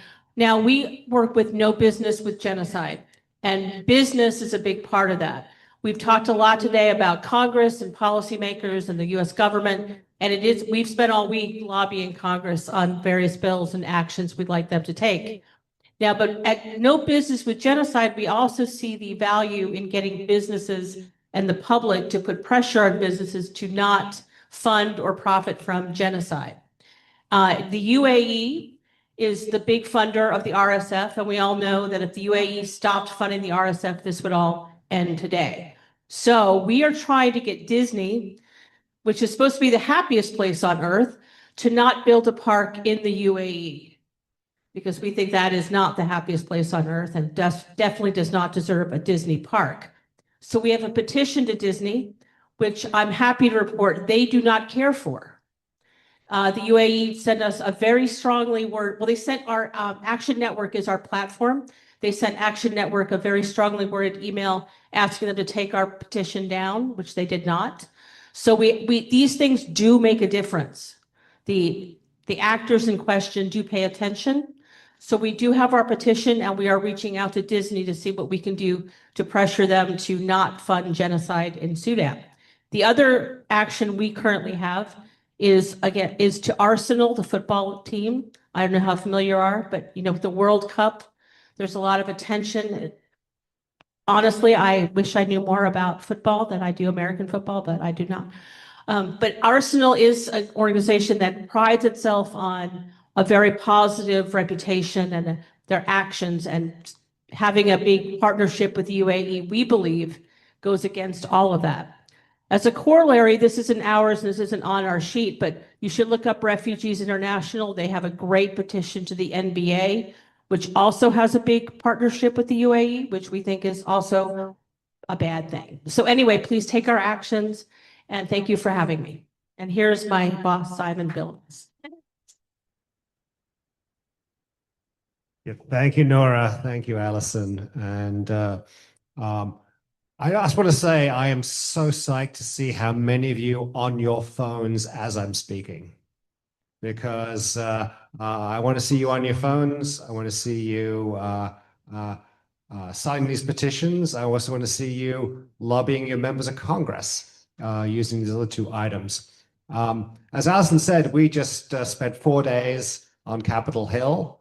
I did, as part of Sudan Week, organized by our amazing allies Engage, and also with the Sudan Action Hub, and also with Noan United and a number of other organizations. Oh, well, of course, must not forget New Lines, New Lines Institute as well.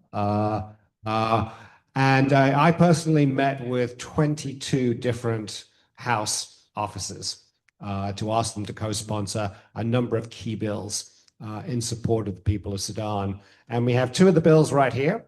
And again, this is an online action. This is not some petition that just gathers your signatures and doesn't do anything. These online actions on these congressional bills, if you put in your address, it will connect you directly to the offices of your members of Congress and allows you to send a note to them specifically to demand them as a constituent to co-sponsor key bills. We've got one bill here that would prohibit the sale of certain military weapons systems from the US to the UAE, specifically because of the UAE's support and funding of the Rapid Support Forces. We've got another resolution here that's in the Senate that's calling for a strengthening of the arms embargo on the different armed groups in Sudan. And these are very effective. I was very psyched to hear in a number of House offices, they said, we are hearing from our constituents in the district about Sudan. And that was one of the reasons why they took the meeting. And that is going to be one of the reasons why they co-sponsored these bills. And I think we're going to see a lot of co-sponsorship of all of these bills next week as the efforts of Sudan Week come through. But again, whether you're in the room or whether you're online, please take these actions. The other thing about these actions is that once you take these actions, you'll get onto our email list. We'll send you an email each week about what you can do to help end genocide all around the world. And when you do, you'll notice that when you do send a message to your members of Congress, you get a follow-up email from us, which sends you to a link where you can get the phone numbers and names and emails of congressional staffers in every Senate office, every House office, and you can follow up with them directly and ask them to co-sponsor these bills and really develop a relationship with your members of Congress. I live on Capitol Hill, so I don't have any voting representation in Congress, but I do have a non-voting delegate who can co-sponsor bills. And I've actually had constituent meetings with the office of Eleanor Holmes Norton, our non-voting delegate. And I'll tell you, it's got to the point now where I just have to send an email to the staffer that I know, and she co-sponsors bills or joins a caucus, just like we ask. So it's very effective. And, you know, the reason we're doing this, all going back to Nora, is that we are deliberately building a grassroots constituency worldwide to end genocide worldwide and permanently. It's a very modest goal, but we have right now 20,000 people on our email list in the US and about another 100,000 worldwide taking these actions, doing this every week. And I've just been so psyched how I've seen Burmese people write to their members of Congress about Armenia. I've seen Uyghurs write their members of Congress about Burma. And we've seen this amazing cross-fertilization as people who get into this through their own national context and through association with one situation around the world, learn about situations elsewhere in the world, and then add their weight to that. So please do take these actions. Please do share them with your friends, share them with your family. One of the reasons why the UAE got so upset with us, which was great, we were so proud. We got so much kudos in Sudan coalitions with us. But one of the reasons is you'll notice that when you sign a petition or take an action, you get a little, you got a thank you, a little thank you page comes up. And there's a little button where you can share this petition or action on Blue Sky, on Twitter, and on Facebook. And with the Twitter share, you'll get a sample default tweet. And what I made a point of doing in that sample tweet was tagging the Ministry of Foreign Affairs of the UAE. And I think, you know, we only had a few dozens of those tweets, but I think that was enough to upset the government of the UAE. So they said this no to try and get our petition taken down, which failed. So keep doing that. Keep tagging the UAE. Keep the focus on them and all the other perpetrators and funders of genocide around the world.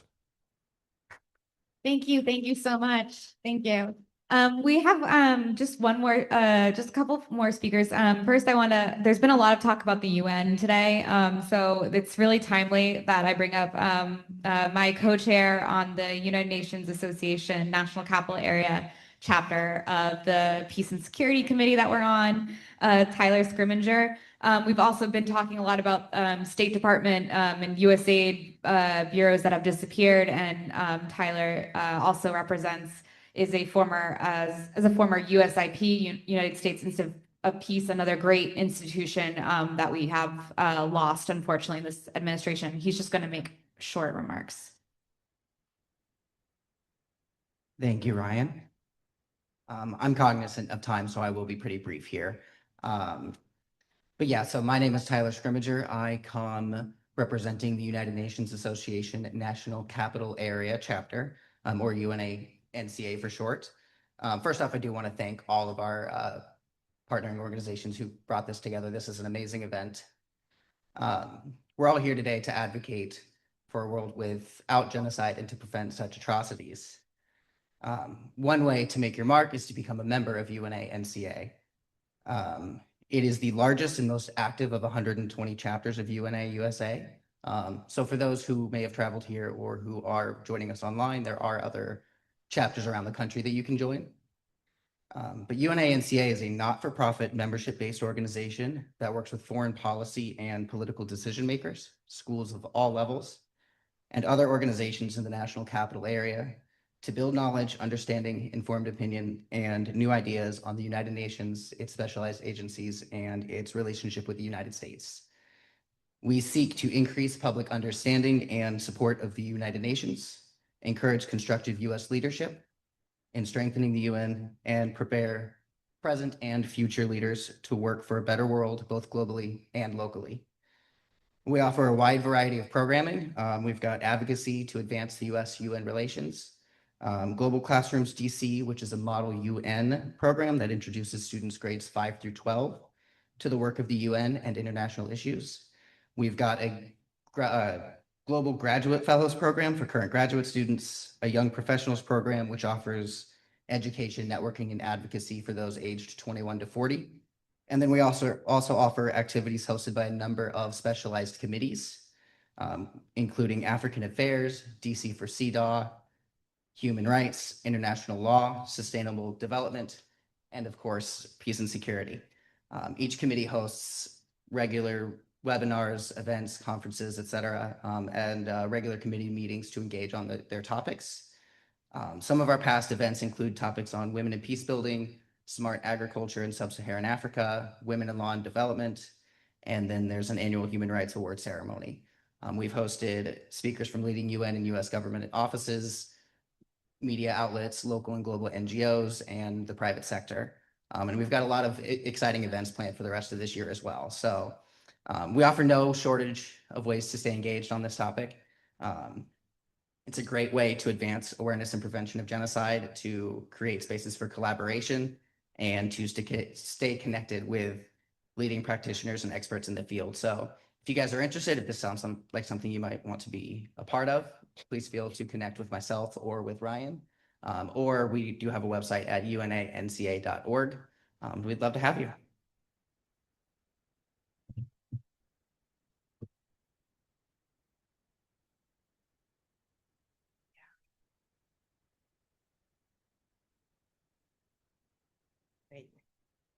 Well, I think we kept you in this room and online for more of what we promised. So apologize for that, but I'm going to make this short. I would like to thank Humanity United for this fabulous room and for all the support, the catering and everything that was given to us. It gives us hope that we're still working collectively together. Having you all here today, it has assured me that sustaining the entire genocide movement is possible, because each one of you is not an individual, but you represent a constituent, represent a group. You have families, you have colleagues, you have peers, you have communities, and we know that your community is part of our community now, because you showed the commitment to come on Friday morning and being with us throughout these 2.5 hours. What we can do to sustain the movement is that there is a lot of ways to do. And one thing I will tell you, with all this, like over the last 3 years of the war in Sudan, when the world walked away in the very beginning, that's something that we really need to think of it, like in the future in other places, when the international community start evacuating the country, it seems like giving the permission for the perpetrators to do it. Like I was just hoping, sitting in a real world, like all these diplomats will be sitting there like, hey, RSF, stop, you can't attack us. You can't attack UN agencies. You can't attack US diplomats. You can't attack European Union diplomat. But then everyone was taking their people and going away. So it's like, really, how many times we did that? So this is something to think of it. It's also behind the scene. Yes, we don't see a lot of gathering around the hill, but to tell you the truth, what sustained our effort, and especially the emergency response, has come from individual donors. When the war started, all the funding that was meant for the transitional period was suspended. All the projects were suspended. We didn't know what to do. We have to move our staff from A to Z. But immediately, people reading the news about Sudan, reaching out, receiving our emails, they start donating. And we continue to deploy that immediately to provide food, and one-time emergency support for someone to get out of the city, someone who's been wounded to be taken to a place where they can receive treatment. And this is like an invisible movement of people behind all what we do. So that shows that the world cares. But it is up to us to continue to empower those individuals to become a part of the biggest movement that we at some point will come together and tell our leaders that stop, enough is enough, and we must not condone, ignore, or enable genocide. One thing that we also can do, educating young people. I know students in the US and across the globe have been instrumental to the Darfur and Save Darfur movement. And this is kind of an untapped resources and a potential opportunity for us to mobilize. And this is also shows that, as Dr. Greg said, long-term, that we can build a future of leaders who care, who understand the issues, and have the political will to act upon it. Because sometimes we go to these leaders, they seem they don't understand what we are talking. Of course, they understand that people are dying, they understand that people are starving, but they were not told early on, they were not engaged. So sometimes they don't know how to take decision. They are not courageous enough to stand up and take that decision. But when we have people well empowered, well educated, well oriented, definitely we will have a different policymakers. Keep the narrative. If it is a genocide, speak about it. If it is rape as a weapon of war, speak about it. Tweak of the narrative kills more people because the perpetrator love that. Accountability, we should never compromise on accountability for perpetrators of these heinous crimes. Speaking to individual, reaching out to your representative, also organizing around your community, and above all, empowering those who are affected, whether in Burma, Sudan, Palestine, Syria, Ukraine, because Darfur Women Action Group is founded on the basis of two things, that we are an anti-atrocity organization, but fundamentally, we must convince everyone and our leaders that ending genocide cannot happen without empowering those who have been targeted by genocide, because genocide does not happen in an overnight. And as Dr. Greg well articulated in his stages of genocide, first, it happened like start undermining people, marginalizing them, disenfranchising them economically, culturally, and socially, like what we have seen in Sudan over the years. And then the killing and the displacement is the last stage of it. So if we can empower these people and enable them to be in the decision-making circle, so the presidential decision that came into committing genocide or sponsoring or planning or orchestrating genocide against South Sudan in the past and separating South Sudan, against the Nuba Mountain, against Darfur, would not have happened if these people were part of that decision making. And that is what our organization is committed to do. And I also urge you to commit to do so, because that is the way that these people are not helpless, they're not victims, they are survivors, and they are leaders and experts in their issues. And only what we need to do to show them that we care and that we can hold their hands and work together. We also have to be bold enough to tell our leaders that we care and they should care, and why should they care. And to tell you the truth, among the policymakers, there are really good people who care.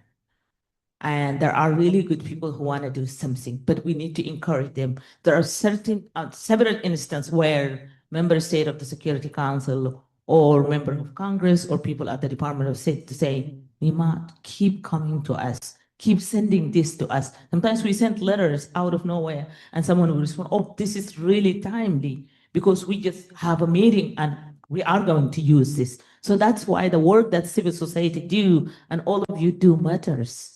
But we need to get more people to do because it's exhausting, it is tiring, because you can't keep on doing this and not see result. It's hard to see result with advocacy, but it is like we are the living example. Like I came to the US in 2007 and I made a promise.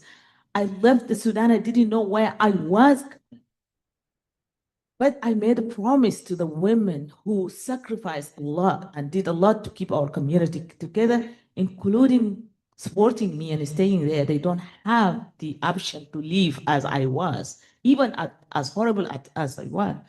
If my family did not allow me to leave as a young girl by myself, I would not have left because that is culturally, it is very difficult sometimes to do. And so many women stayed. I told them wherever I go, I will create an organization that will not only recognize your plight, but also recognize your resilience and courage and the work that you do that remain behind the scene.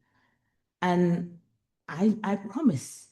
But I never knew that would be possible because I left, I didn't have a place to go. I had no job. I had to quit my job. I had to leave my family. But it has become possible. And today our organization become a symbol of hope to many, not only in Sudan, but around the globe. We work with our friends in Kurdistan, Iraq, Burma, Syria, and so many other places. And wherever I get the chance, I will recommend speakers from different crisis situations. People reach out to us, and people reach out to us to organize when the crisis in Ethiopia erupted. The Tigray community reached out to me. It was no question. Organized conference call, connected them to policymakers, helped them write letters, and today they have multiple organizations. So that is kind of like the value of what we do, and that hope can be possible. And as we committed that we will create a world without genocide, it might be difficult, but it's not impossible. Because if we are determined, we can do it. Thank you all for committing to this work that is not fun to do, but you want to do because you choose to do. Thank you.